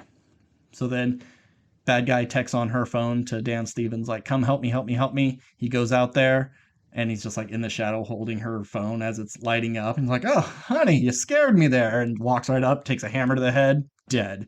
And Alison Brie, dead. Jesus. Yeah, they're just smashed in. Like, "Oh fuck, like who is this guy?" And at first I was thinking, oh, since they established he has a pattern of doing this to women, it was going to be one of his exes coming back and be like, "Look, you did it again. I want to prove to all the women that you've ever been with that you've constantly been cheating on them." Nope, that's not it at all. Oh, So I'm intrigued. yeah, so then it's the last two. It's the younger brother and his girl, and he gets a message on his phone, and then it's just like an audio clip of them talking the day after of like, hey, we can't do this again. It was a one-time thing. He's like, what do you mean? What was a one-time thing? Then he gets a picture of her in the shower and like, why? Elwin's coming from his brother's phone. Like, why is my brother sending me this shit of you? And then he gets the video of them fucking around in the shower and he flips out and he thinks his brother came home. And so he goes to charge him. And then out of the shadows, just like a man in all black wearing an old man rubber mask and then just beats him in the head with a hammer and smashes him a few times. That dude's dead. So now she's freaking out and they're running around the house and run outside and she's looking back and he's chasing her and she's running and it's foggy and she can't see where she's going and runs right off the cliff and dies. So then this guy goes and takes the router, takes all the cameras, and he had them in a whole bunch of different spots and leaves. And then you see him renting an Airbnb somewhere else, getting all of his stuff out, planting all the devices, and then leaving again. And then that's it. That's all this guy does. He just spies on people and then kills them. Don't know if he does it every time. Does he kill them every time? Does he kill people who are worth killing because they're cheating on their spouses? Is he just a pervert? No answers given. You don't see his face. You see him take the mask off, but it's just like a white dude and from behind the head. No answers. And it just leaves it up like, yep, they died. The end. So I like this movie. This movie was getting some pretty bad reviews, and I think it was because it was kind of an unsatisfying ending, and it really could have been taken a different way. Just having a psycho killer show up is pretty uninspired, but I do kind of like that. If you were in that situation, this is exactly how it would feel, of just this thing out of nowhere, and the next thing you know, you're dead, and there's no explanation for it. So I think it's pretty cool, and I could see them doing a straight to DVD not remake, a sequel or even a prequel to this. It's a simple enough concept. And just pick it up at Blockbuster, get it as a rental. But I liked it. I understand why people wouldn't want to watch this. It's a lot of build up for people to just like instantly die. Like you don't even see Alison Brie get hit. You just see someone running up to her car and she gets shocked. And you just have to assume she's dead. So I think you could have been more creative and out there with the ending, but there's like no other characters in this besides the five main people. And so if it was just like unveiled and it was some woman and she's like, haha, let me tell you my evil plan. Dan Stevens, you broke up with me. And it could have been this whole thing. And it would have been like, okay, well, that's a weird ending that came out of nowhere that wasn't set up at all. So why even bother with it and just have an ending that you can't even understand his reasonings behind it? So I thought that was pretty dope. That was pretty good. That was a well explained. Yeah, you got the movie. You got pretty much all. I felt like I was there. But I would recommend it. Since it's free, don't rent it. People could see your face. So wait, you watched this where? On This was on Hulu, Shudder. There was no Tubi, ads. No, HBO Max, Cinemax, Dropout. No, I Freeform. It would either be AMC Plus, Paramount Plus, Disney Plus, Netflix, Amazon Prime. It was on a streaming service. I know that. The rental was on AMC Plus. Oh, okay. Yeah. Well, that's so I will not be watching it. Well, actually, it says here it's on Netflix as well. So yeah, but you know all of it. You don't need to see it. I just told you everything about it. You don't need to watch it. So our main topic tonight, the power dynamic of the DC universe has shifted. At least that's what they tell us. Mm-hmm. 12 years in the making, I think, maybe 15 years in the making. It was a long time ago that they announced that The Rock was going to be playing Black Adam, and it's finally here. I don't know why it took so fucking long. I know The Rock is busy and he only sleeps for like a half hour a day because he has to cram his whole day with eating and exercising, filming 2 movies at once, eating falcon eggs and rocks, I assume, to gain his power. So it finally came. We got the next DCEU installment. What was the last thing? Suicide. Oh, the Suicide Squad. Yeah. This movie doesn't have as much buzz as a lot of things. People have kind of waned from the DCEU. I mean, we have our Snyder hardcore fans that just love anything that's part of this, but we haven't had a ton of hits. We haven't had a ton of great movies. So just adding to this dying franchise seems odd, but if anything can rejuvenate a franchise, I guess The Rock can. Even though he has proved it's not always true. He was in the second G.I. Joe, and that didn't take off. True. But he hadn't quite reached his peak power yet, I think. He was getting there. He was he was on the up and up. I don't think he had been in any of the Fast movies yet. Maybe Fast Five, but maybe. But so Black Adam. Steve, I know you love comic book movies. You are obsessed with them and you can't get enough. And so you were just chomping at the bit, waiting for this one to come out. Mm-hmm. And it did. And you probably paid like, what, $12, $13? I don't want to talk about it. Hey, I paid $16 because the time was the big Cinemark XD thing. I woke up just a little too late to make a different showing, and I had a stupid appointment. I got my second booster, the COVID booster, and it really fucked my arm up. But just because of that and timing, I had to go pay $16. Oof. It's a lot, especially since at this theater, usually their matinees are pretty reasonable. Right. The theater you go to, just because of proximity, is never reasonable. It's expensive every day. I didn't pay as much as you, but it was close. But yeah, so overall thoughts. Thumbs up, thumbs down. What'd you think of this latest one? Thumbs down for me. Okay, big surprise, big surprise. Yeah. And I'll say it was, I don't want to say it was better than I thought. It was exactly kind of what I expected, so I wasn't disappointed. Okay. So I wasn't like angry when I walked out, other than like the fact that I paid for it. But it just seemed like, why? Because I mean, I have a lot of complaints, but I'll let you say what. Okay. And I'll give it some praise, but mostly complaints. I thought this movie was perfectly fine. Okay. I think I was more positive on it than I was with Shazam when I left. When I left Shazam, I was just like, no, too silly, not for me. But I learned to enjoy Shazam a bit more. Sure. In rewatches. This one, right out of the bat, it's fine. It didn't piss me off. It wasn't obnoxious. It has some pretty common tropes that we've seen before, and I do have some questions about some of their choices, but I thought this was perfectly fine.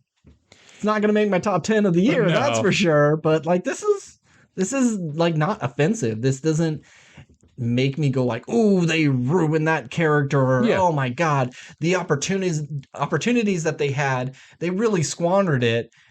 But I think waiting this long, you know, and having this much time to work on things, this is all it is. Okay, at least it's functional, but I think it could have been more, not necessarily bigger, because that's one of my problems with the ending is crazy bad guy out of nowhere.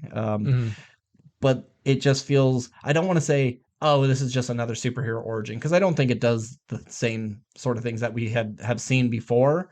It does take a few risks, but they never go far enough on certain things. Black Adam is supposed to be the bad guy and doesn't give a shit, and he kills plenty of people in this movie, but I don't think they push it far enough. His cruelty maybe needs to be on the foreground, and I know that's a studio thing going, well, everyone likes The Rock. People are going to bring their kids to see a Rock movie. We can't make him the most hated person ever. So we got to have some charm, some humanity, but that's not how they present the character. The character is complete opposite of that, and they're too afraid to go full tilt. He does split someone down the middle, which was cool, but everybody is just flung really far, smashed into the ground. There's a lot of like slow-mo and lightning, and they'll speed up and slow down, speed up and slow down. It does fit very much with like Zack Snyder's look. I think this feels a lot like, or maybe there's times it does. Yeah, the Justice League. I think it kind of feels the Justice League? The Justice League. It's the Justice League by Joss Whedon. Oh, It's Zack Snyder's Justice League okay. and Justice League. That's how Okay. you That's the first time separate I've ever them. heard that, but okay, yeah. I think it feels like that, which isn't a really big glowing praise. But I think it feels in universe compared to maybe say the Harley Quinn movie. Sure, yeah. Um, so we'll start from the beginning.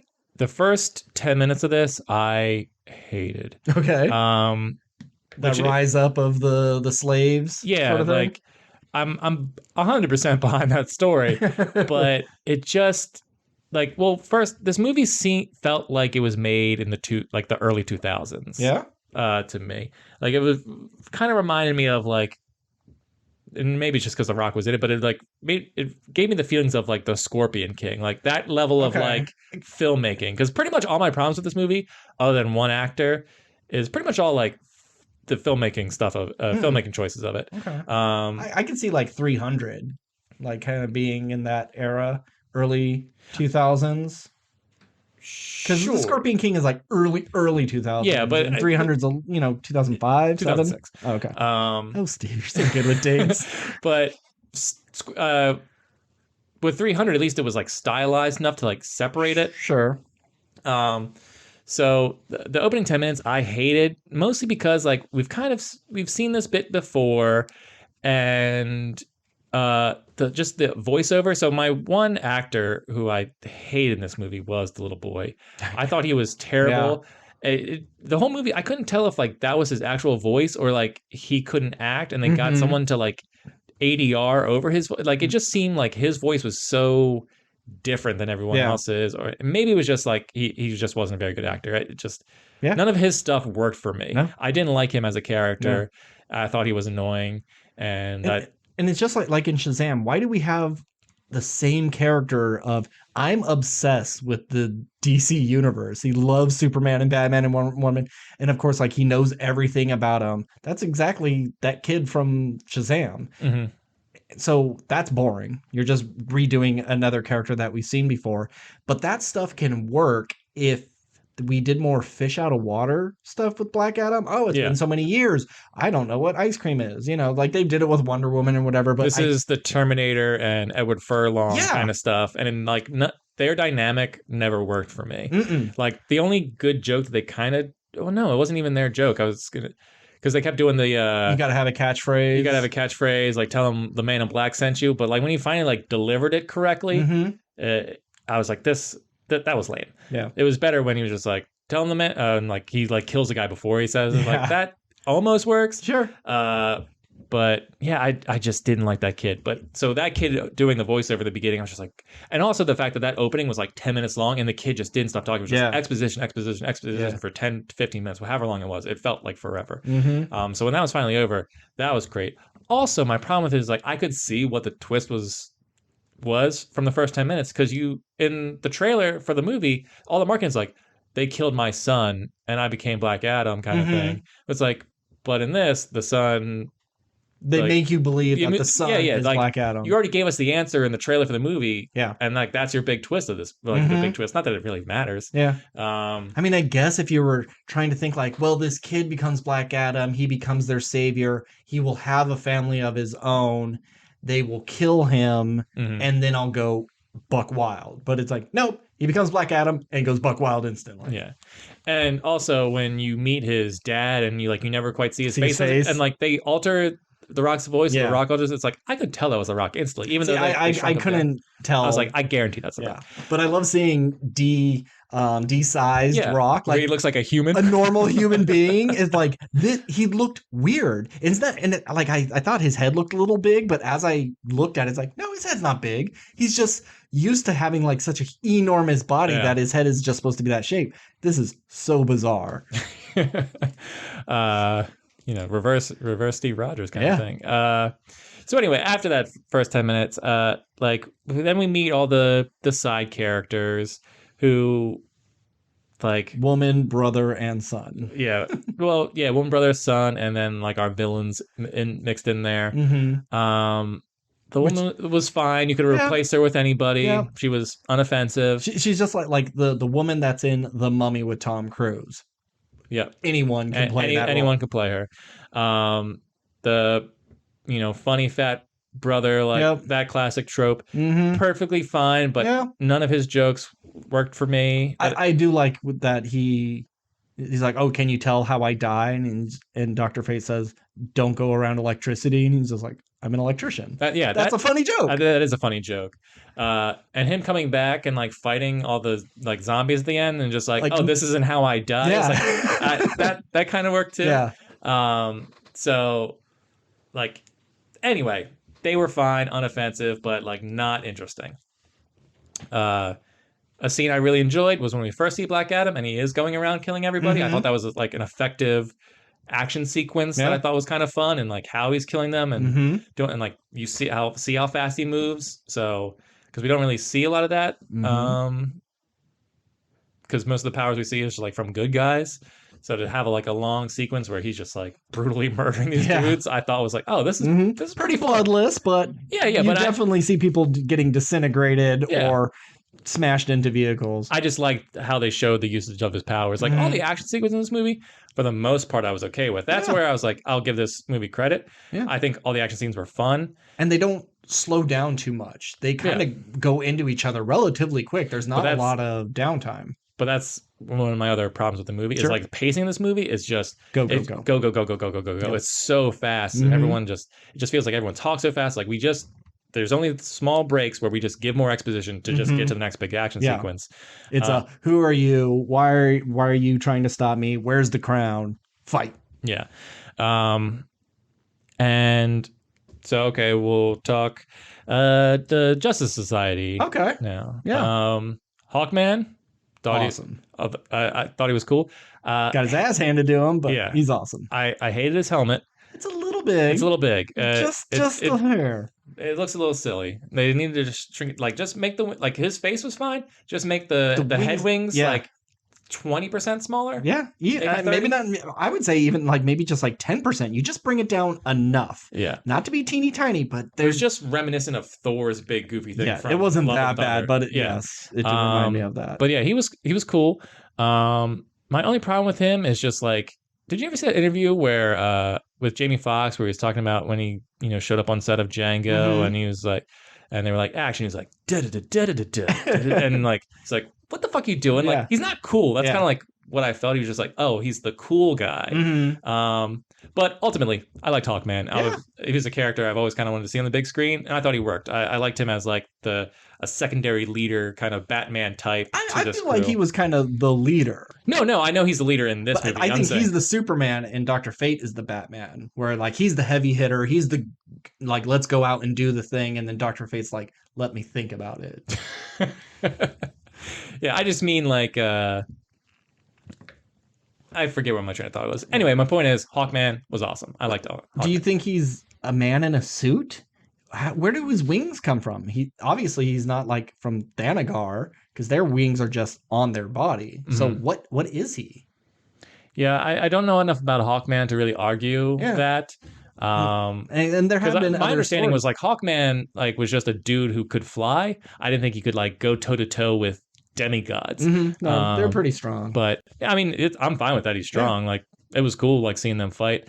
I didn't like his mace though. I didn't like that it spun. Yeah, I just like. I was cool that it like I was fine with it being like heated up or like have energy or whatever in it. Like that all worked. Because it would always like shoot. But yes, I agree. I didn't like that it spun.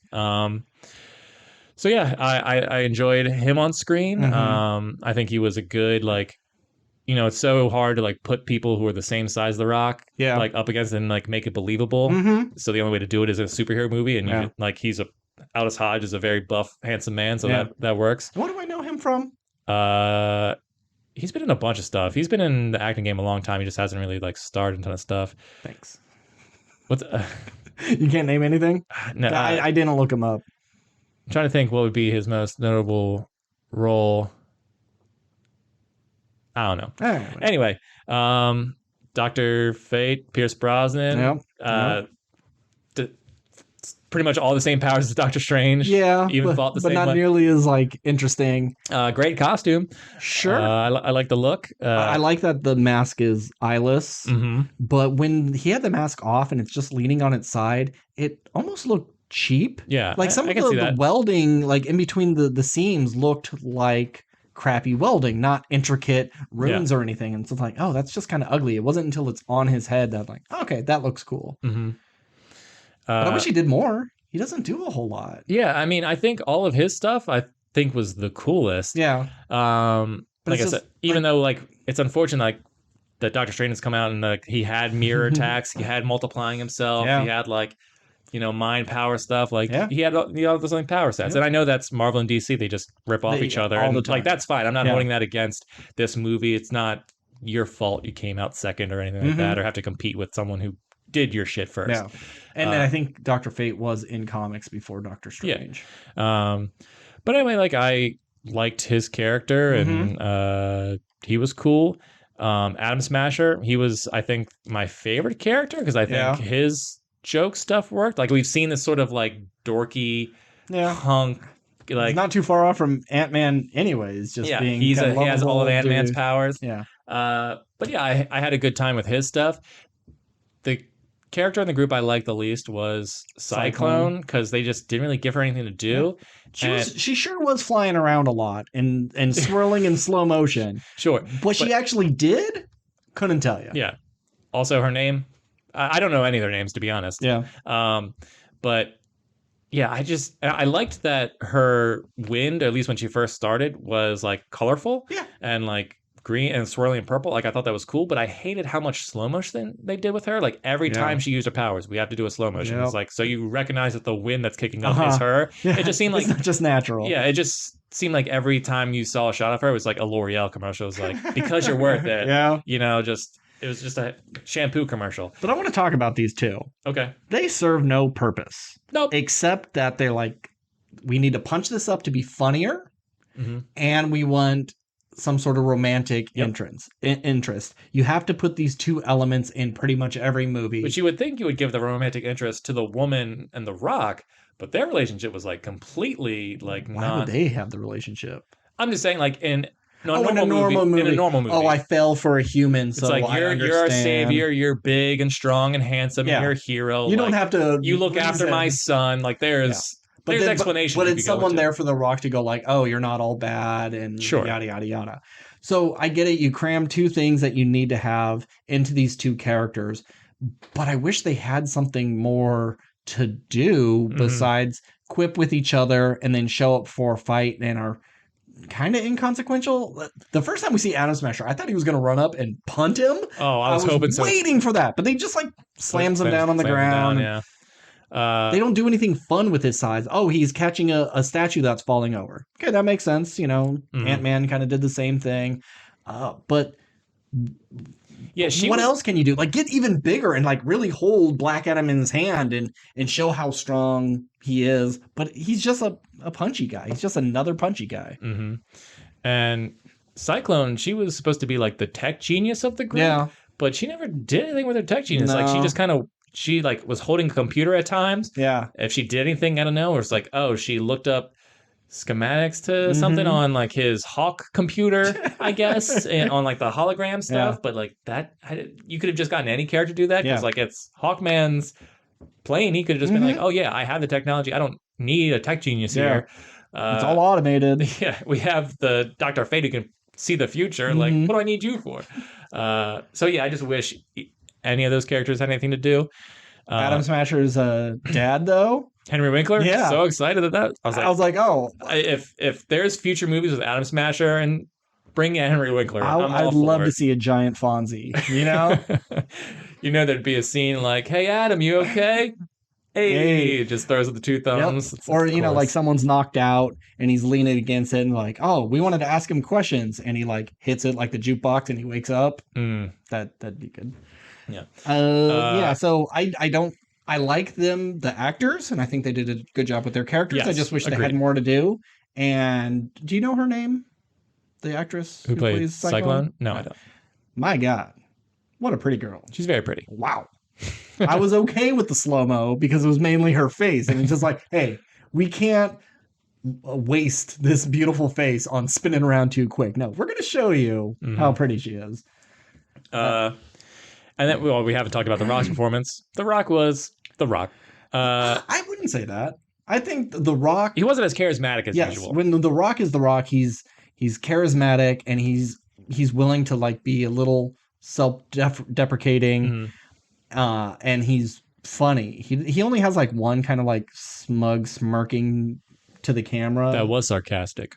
Yeah, something. Yeah. Yeah. So I think he did a good job of reining that in and realizing, no, I need to be more badass. I need to even like in the Fast movies, he's super mega badass dude, but he's still cracking jokes. Yeah. And this is like, no, this is a serious character. So I applaud him for holding back. Yeah, but it's like his performance wasn't bad, but also like he didn't have to do a ton of dialogue either. Sure. He was He's a almost punchy like guy. he was almost caveman talking. Yeah. Except for his long stories of like talking about what his son, did and was. But anyway, so ultimately, perfectly good actors, perfectly good in their roles. Just wish they all had anything really to do other than Dr. Fate and Black Adam, I guess. The villain, Yeah. who cares?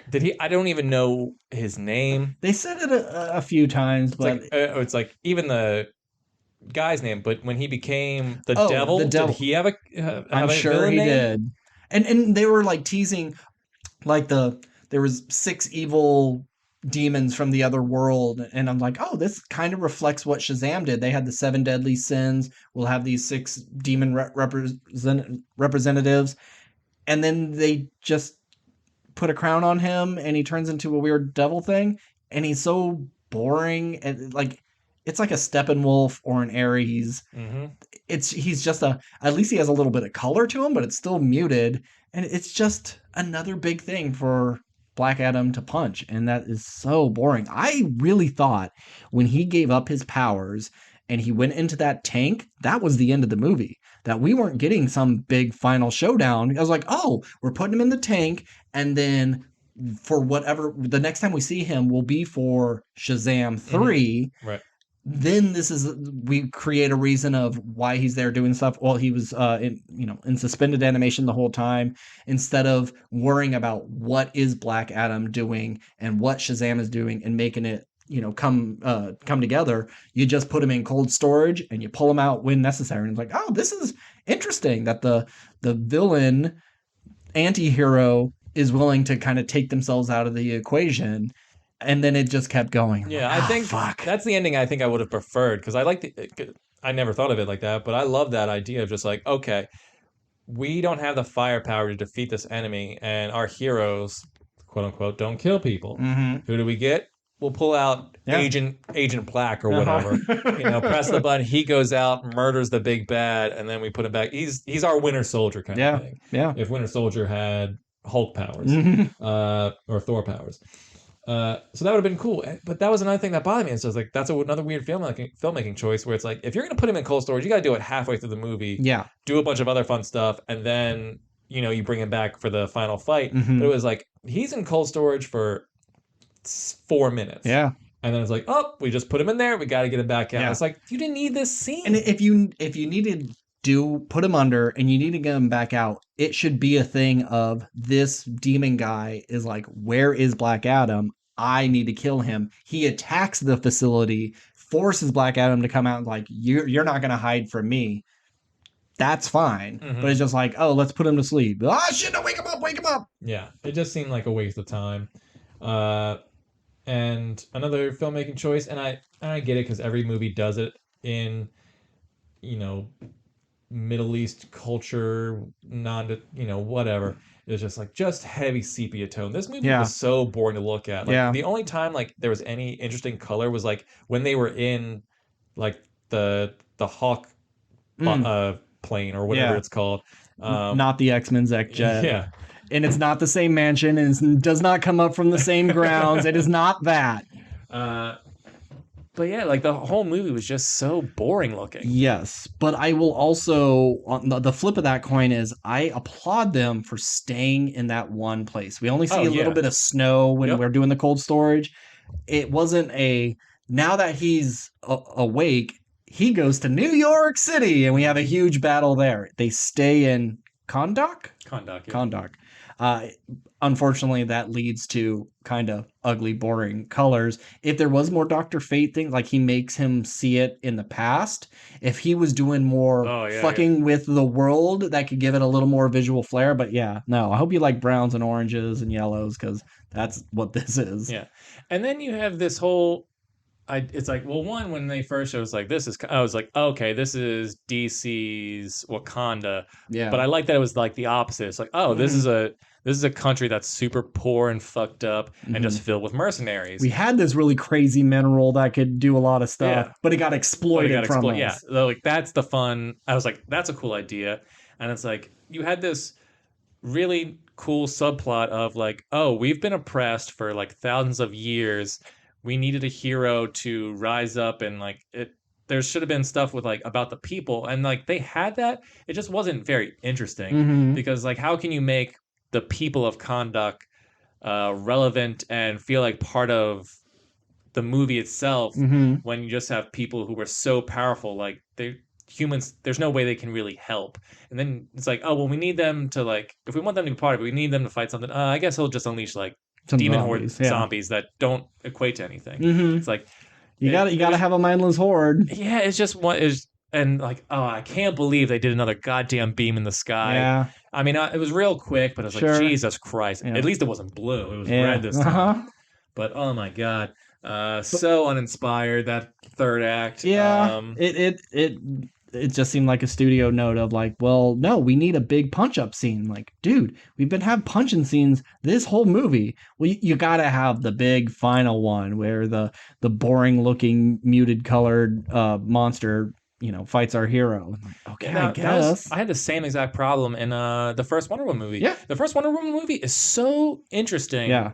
for the most part because it's just Wonder Woman in World War One, Hmm. and like there's some really cool stuff there. It's like what do we do in the last act? I guess throw Ares at her, and Yeah. just like And I don't I didn't mind want if Ares in Ares here at all. is there, but I don't like the look. I don't Uh like the huh. fight. It's all smoke and electricity. It's Yeah. nightmarish. It's not very good. Um. But I do like when all the zombies come because then we get a nice like Spider-Man scene of like you mess with I one was of just us. gonna make this joke. They all just come around the corner with like lead pipes beating their hand. Like, all right, let's get to Yeah, I it. think there really should have been black and I know there's not time it would have been another 2.5 hour movie but maybe this was an occasion for it because it's a character we haven't seen before and we Hmm. didn't know a lot of his backstory whatever but it's like if the idea was like oh it's about people's champion Jesus Oh my Christ god. how did I Oh not my god. yeah how did Steve. I Why didn't they? Okay, I know why they didn't slip it in. It's distracting, and I'm sure it's trademarked by WWE. But this is like the one time you can easy use money that. baby I can't believe I didn't put it together before Wow. anyway Okay, I got to make sure I use that in the tweet or something for this episode. That's too good. Let me write that down. Black Adam the people's champion of conduct uh anyway, so it's like, yeah, you have this beast, not even beast story. You have this subplot of like the idea of like, oh, people rising above their oppressors, and the ruler, and you have Black Adam at the end, like sit on the throne. He's like, oh, what are you gonna do with it? And he smashes it. Like that could have been a really cool symbol. It's like there should have been scenes of like The Rock interacting with the people of Conduct Yeah. outside of just the boy and the mom, Mm-hmm. and really like question like what it is to rule, like who is worthy of ruling. Yeah. Like he knows his son was a good person, but he's not. But these people looking up to him is like, does it matter if he is bad in his motivations, if he's doing it for the right Yeah. people, or is he just like, oh no, like someone else should rule. I'll just fight the fights that no one else can to Mhm. protect my city and all that kind of stuff. Like that's fun, interesting, Yeah. character development stuff that I never explore or do anything with. And so that's all just like wasted because, and then with him interacting with the people along with the boy, and the boy's like, his gateway to the people is like, this is why you need to fight for us. This is why you need to be our champion and look what things they suffer. Then you make that little boy more interesting than just like, oh, I like superheroes and you're a big strong man who I met. Because when that little boy like stands up on the pillar at the end, he's like, look, everybody does like the Jay-Z diamond in the air sign or whatever. And That's a like, Jay-Z song. I always knew it was a wrestling. It was Diamond Dallas Page.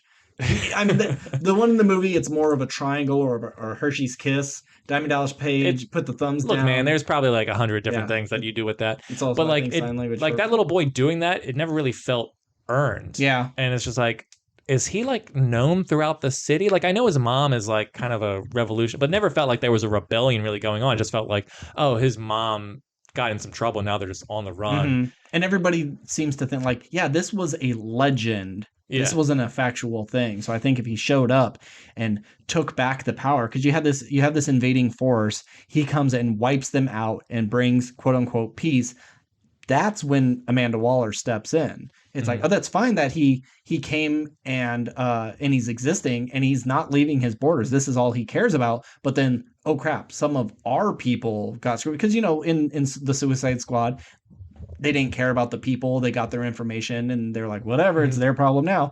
She's very selfish that way. So it'd be like, okay, Black Adam has shown up. That's a crazy thing, but who cares? Oh, wait, my people are being kicked out? No, no, no, no. We need this mineral for whatever plan she's doing. Or, I mean, they said like the ship was indestructible, right? Didn't they? Virtually indestructible. Yeah. So it's like, oh, well, maybe Hawkman and the Justice Society, they don't know that ship is made out of that mineral and like, oh, they're part of the problem that they've exploited these people. Sure. Something like that. Yeah, because they never really did much with the Eternium stuff. It was just like, oh, it's Eternium. Thank you. Yeah. I was just gonna call it unobtainium again. And like you saw that it hurt Black Adam. I thought it was like, oh, that was going to be like kind of his kryptonite. Like that would have been something that they would have brought back. It's like, oh, we like the Justice Society, we can't take him down. And then But I got a dagger made out of it. Or like he attaches, he's got an Eternium mace. Yes, he's able to knock Black Adam out just enough time to put him in the prison or something. Yeah, something. But they don't do anything with it. They don't do anything with that either. So it's just like, is it his kryptonite? Is it just something that's kind of strong? Because like it's a magical mineral that like summons demons from the other world, apparently, if it's in a crown form. Yeah. But like, what does it do? What is it for? Like, yeah. What else? They're mining it to get enough for the crown, but then that's it. Then like he destroys it. If they were using it like a vibranium to power something. I mean, they were using their bikes to power, and they like doing the weird like space jumping thing. Sure, but that was the oppressor people doing it. Yeah. But it just felt like it was this MacGuffin sort of thing that never capitalized on it. You would think with him getting hurt and not being able to touch the crown that they would use it.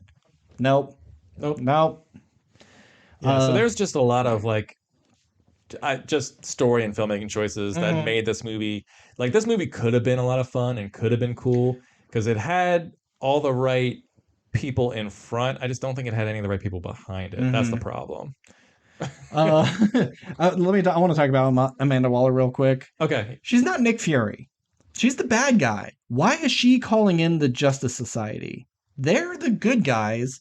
She's a government agent. She's not part of any sort of league. And if the Justice Society is working with the government, you need to let us know. Because as far as it seems like they are just their own organization with not a very many members, but they needed someone to be just like the face on the computer screen, and who better than Amanda Waller? But she's in charge of Task Force X. That would have been fun if they started it like, here we go, and you have some random Suicide Squad people go in, and Black Adam just obliterates them. And then she reaches out to the Justice Society like, look, I know we've had our differences, but XYZ. Then they send it in. Well, yeah. Oh, no, because, yeah, I was going to say, well, there's never any like scene of them working it, but like the first time at the very beginning, Hawkman is talking to Amanda Waller. But with Amanda Waller, I always felt like she wasn't necessarily her own, and I don't know enough about Amanda Waller. She wasn't her own rogue entity, at least in these movies. Like maybe she started off as that, but like I don't think she's against working with the Justice League or those heroes. It's like if there's someone I can't beat, I'll call you guys. Sure. But also just know that like I'm doing shit on my own and that you might not agree with. That's how I always felt Amanda. Like if there's an anti-hero or whatever, I guess she's one of them. You look at Suicide Squad. She was willing to leave the Staryu. No, that's a Pokemon. Starro? I think it's Starro. Yeah.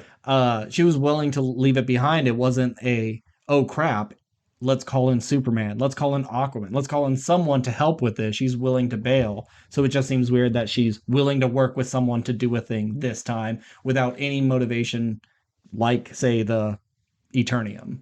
Yeah. Just I mean, really look, weakly written for that. Voila Davis is a great actress. And I think she's a great choice for Amanda Waller. Yeah, for sure.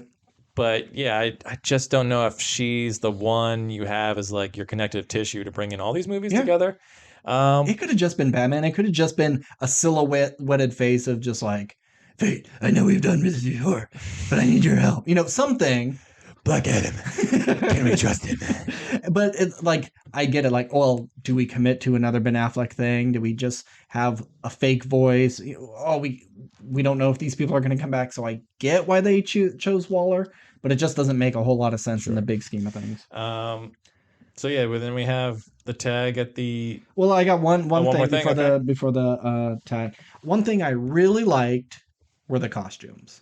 I think everybody's costume. I know Hawkman's helmet's a little big, but Black Adam looks great. Adam Smasher looks great. Everybody's actual costume was really, really not overly detailed, but not cheap looking, not too bulky, not too thin. I just think they really hit a nice happy medium because like Shazam looks like a guy in a muscle suit. And I know The Rock is pure muscles, and they said this wasn't a padding thing; it was just his body. But everybody looked really good. They didn't try to make anybody too buff or too armored more than what their natural body could handle.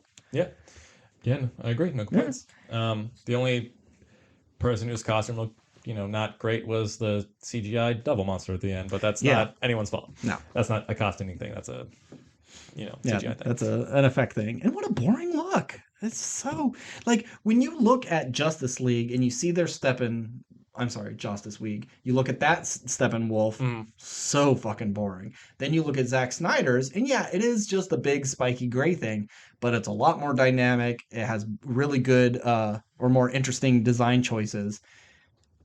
This was the best on paper that we got of this as a demon character. You could make cooler. I mean, the Seven Deadly Sin monsters in Shazam look cooler than this guy. This is such a boring character design. And I've said on here before, I love depictions of hell. I wanted to see more of that demon world that we only saw for like 5 seconds. Yeah. And you kind of saw some of the 6 or 9 or whatever, however many. I think it was 6. Okay. Because I remember thinking like the 7 Deadly Sins, and this was one less. Oh, right. I thought it was 9 because it was like, the 9 realms of hell kind of thing. But it might be 6. Whatever. It doesn't matter. Point is, even though those were just kind of like black outlines in the distance, I was like, they looked cool-ish. It's like I wanted to see better looks at them. It's just like, I guess if you're just they're otherworldly creatures where you're just a dude who they give powers to, so you're gonna look more humanoid. It's just a devil look is a classic look, so like what it is, and it even had like a pentagram burned into his chest. It's like okay, to me he kind of looked like a created character in a wrestling game. You're like, oh cool, you could put a pentagram on him. Oh, I'm gonna make it look like it's bleeding. Oh, you could put horns on this guy. Yeah, I'm gonna put some big old horns on. And then you have this weird monstrosity come out, fighting Hulk Hogan. Or The Rock, I should have said. But why not take that final fight to that other dimension? Change of pace, change of color palette, something. Or, Dr. Fate is making them fight in different parts around the world. Like, oh, we can't have them fight here because too much collateral damage. And he flings them to, Antarctica, and then they fight there for a bit. Kind of like the end of Thor Dark World. You could have them hop around just to get out of Kahndaq. Yeah. Or even if you're not really actually sending them to other parts of the planet, just like make it look like you're sending them to. Oh my God, we're in the land of the dinosaurs, and you see the guy flinch as a dinosaur comes at him, but it's not actually a dinosaur, and it opens up. Chance for Black Adam to punch him in the face. So yeah, let's talk about the post-credit scene. A scene that I think everybody knew was coming. Yeah, I know there was a big hubbub. Like, can you believe that the secret cameo is leaked? I was like, oh, that's probably Superman, right? Yeah. And I kept seeing things of like, The Rock is spoiling the biggest twist, and it's just like, okay, I don't need to know this going in. Not that I hold in this to be some special character. It would be a surprise if Jesus Christ himself cameoed in this movie. That would have been a surprise, or if not spoiling. Superman showing up in a Black Adam movie. Oh no! Wow. Yeah. And Amanda Waller can just call Superman now. I mean, I feel like Amanda Waller can call anyone. I don't think that's a problem. I know, but it was like instantaneous. Like he was there, standing in the room, listening to the TV, and like, oh, he's not playing, and he took off. I don't think Superman is at the beck and call of Amanda Waller. What else is he doing? Yeah. Metropolis is fine. So, would you want Henry Cavill to continue being Superman and keep trying to save this universe of movies? And let's say he gets his own standalone movie. We get a Man of Steel 2. Or would you like to see him abandon this character and jump to Marvel? Because there have been talks of him potentially jumping to Marvel. I mean, I think here's the thing. I think if he goes to Marvel, two things are going to happen. Either it could be fun to see him as a villain character because he is so big and imposing. But that's like chances are that's a one thing. Yeah, and then one and done. Yeah. Or he plays kind of a secondary character and maybe I just can't see Henry Cavill doing solo Marvel movies. Yeah. I think he does, like if he was I know Nando V Movies did it, like, shouldn't he play in the Marvel universe? Yeah. Like if he was Adam Warlock type character, he comes in and maybe he pops into movies every now and then, sure. But I think Superman is a role he was sort of designed to play. Yeah. His genetics through millions of years has given us someone who perfectly represents Superman. I don't think there's any saving this franchise, but if it is going to continue, I think he should stay as Superman because honestly, he's my favorite Superman. I think he's great. I think he looks better than any other Superman. I think if that voice, if there's one guy meant to play Superman, it's this fucking guy. He's I think you could kind of replace anyone else in these roles, but lots of people can play Batman. Lots of people can play Batman. I think plenty of other people can play Wonder Woman. Gal Gadot's great, but I think someone else can do it. Aquaman, he's a different take on Aquaman. Yeah. You could go back to the original look. You could do whatever. You could transfer all these other characters, but Superman is, I think Henry Cavill is great as Superman. I have no problem with his interpretation of him. I think he's just been a great actor put in mediocre films. Real bad stuff, yeah. So I think he's great, and I would love to see more Cavill Superman movies. Yeah, for sure. I think they really fucked up. If they just would have made Man of Steel 2 before Batman versus Superman, we could have had better footing getting into this universe, but they just jumped the gun and just started putting them in crap. Yeah. It's a real shame. I think I gave this a C+. I think it's a perfectly fine movie, but there are things that I like about it. So it gets that little edge, but it's not knocking my socks off. I can't decide if I want to put this as a D+ or a C-, because it is unoffensive, and it is I didn't have a bad time, but I didn't have a good time either. It was just this could have been a lot worse. It could have been a lot more surprising. Aquaman really surprised me. It was a whole lot of fun. In rewatches, I think that movie's kind of a slog now. Yeah. It's way too bloated. But it really surprised me how entertained I was. That this could have been that, but it doesn't quite reach those heights, but it's not nearly as bad as Suicide Squad or BVS or Justice League, any of those really. Yeah, I guess I'll give it the lowest C- I can give it, but a C-. Did you like this better than Wonder Woman 1984? I don't think so. Really? Yeah. Oh God, that's a bad one. I mean, if you ask me to describe 1984, I really don't have that. But it's I think there was. I like that Wonder Woman is colorful because a lot of the other ones are really bland and drab looking. Like this one, Man of Steel was very gray and light blue. The first Wonder Woman's pretty bland. Yeah, but it was bright and colorful, and I liked that it was set in the 80s, and I think she's good in that role, and there was moments of fun, and I think there's good stuff in the Wonder Woman movies where this, it was mediocre at best and garbage at worst. Yeah. So, okay. All right. Well, what's next week? Are we going to be out of October by then? Are we still in October?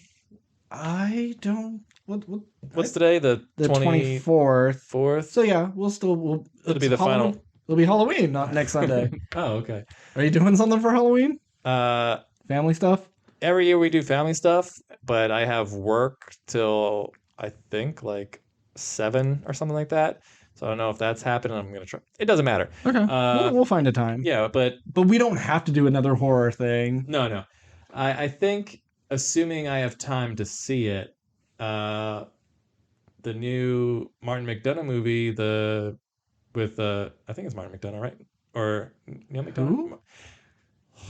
The guy who made Seven Psychopaths and Three Billboards, Oh, his movie with the unofficial sequel to In Bruges with oh Colin Farrell yeah, and yeah, yeah, Brendan yeah. Gleeson's coming Wait, he out. did 3 Billboards and 7 Psychopaths? I think it's the same guy. And In Bruges, yeah, Really? yeah. Okay, I'll take your word on that one. I'll triple check it, and I'm pretty sure Okay, it's either. I was gonna say it's either Martin McDonagh or Neil McDonough, but Neil McDonough's a musician. oh No, Neil McDonough is Neil McDonough's the guy who was in he was in Captain Street Fighter: The Legend of Chun Li, right? Oh yeah, he was Dum Dum Dugan. Yeah, yeah, Yeah, yeah, he's in Bison. yeah, yeah. We Yeah. brought him up last week, and Did Nick we? knew his name. Yeah, uh, yeah. You know what? I'll go see that movie. I don't really care. I love In Bruges, but I don't really care. yeah, it Um, is Martin McDonagh. Okay. but I think I've forced you to see enough of my bullshit that I could watch something you want to watch. Yeah, and if I were to guess where this movie would land on my Martin McDonagh enjoyment, because I think he's a great filmmaker, it's probably going to be at the bottom. Although I don't really remember Seven Psychopaths all that much. I remember liking it, but going like, "Oh, this movie's weird." Yeah. I think this movie might be kind of like boring too, but it also looks kind of fun. I only watched In Bruges because someone told me it was great and I thought it looked boring, so who knows? Yeah, I mean, In Bruges is great. Three Billboards is great. Seven Psychopaths from Remember is great.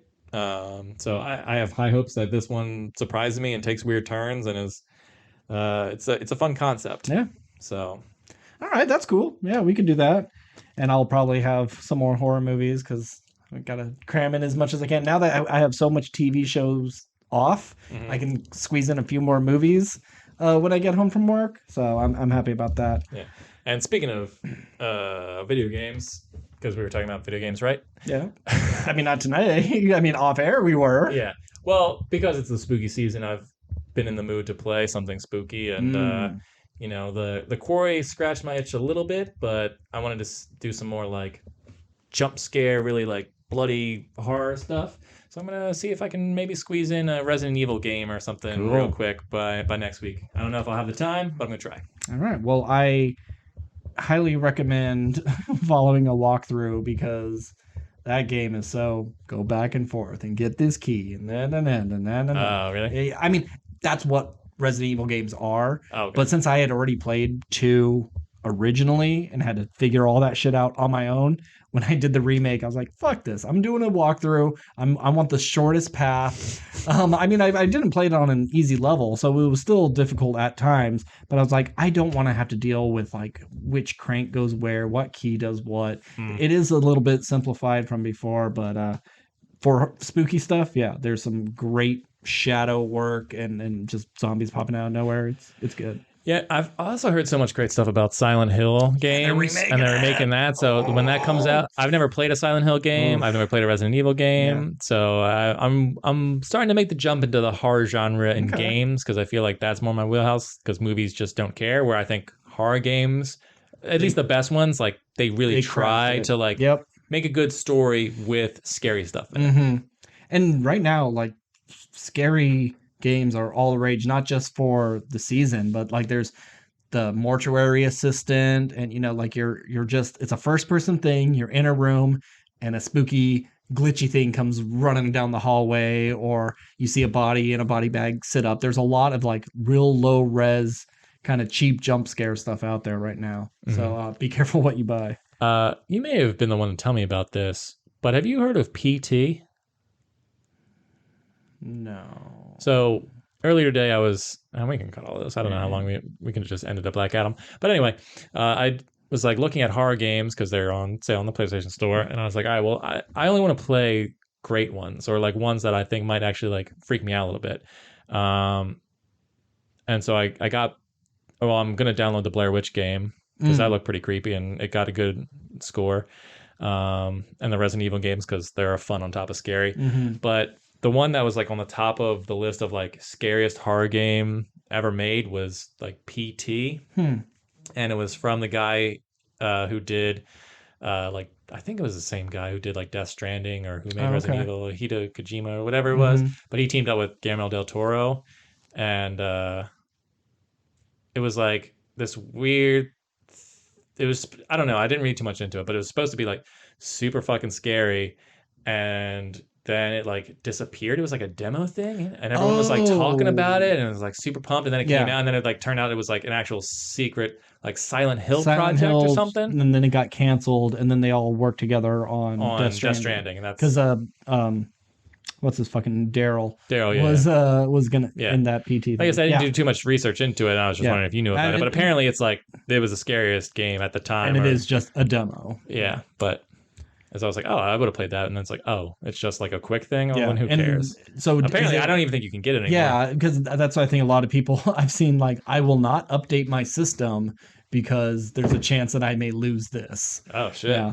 It's the Flappy Bird all over again. All right, well, we'll figure out if we're doing anything more besides that one. What was that movie called? In Bruges 2? Yeah, we'll call it In Bruges 2. In Bruges 2. But until then, if you want to get in touch with us, we are at WRPL Podcast on Gmail, Instagram, Twitter, and TikTok. As always, I'm Ben. And I'm Steve. Good night.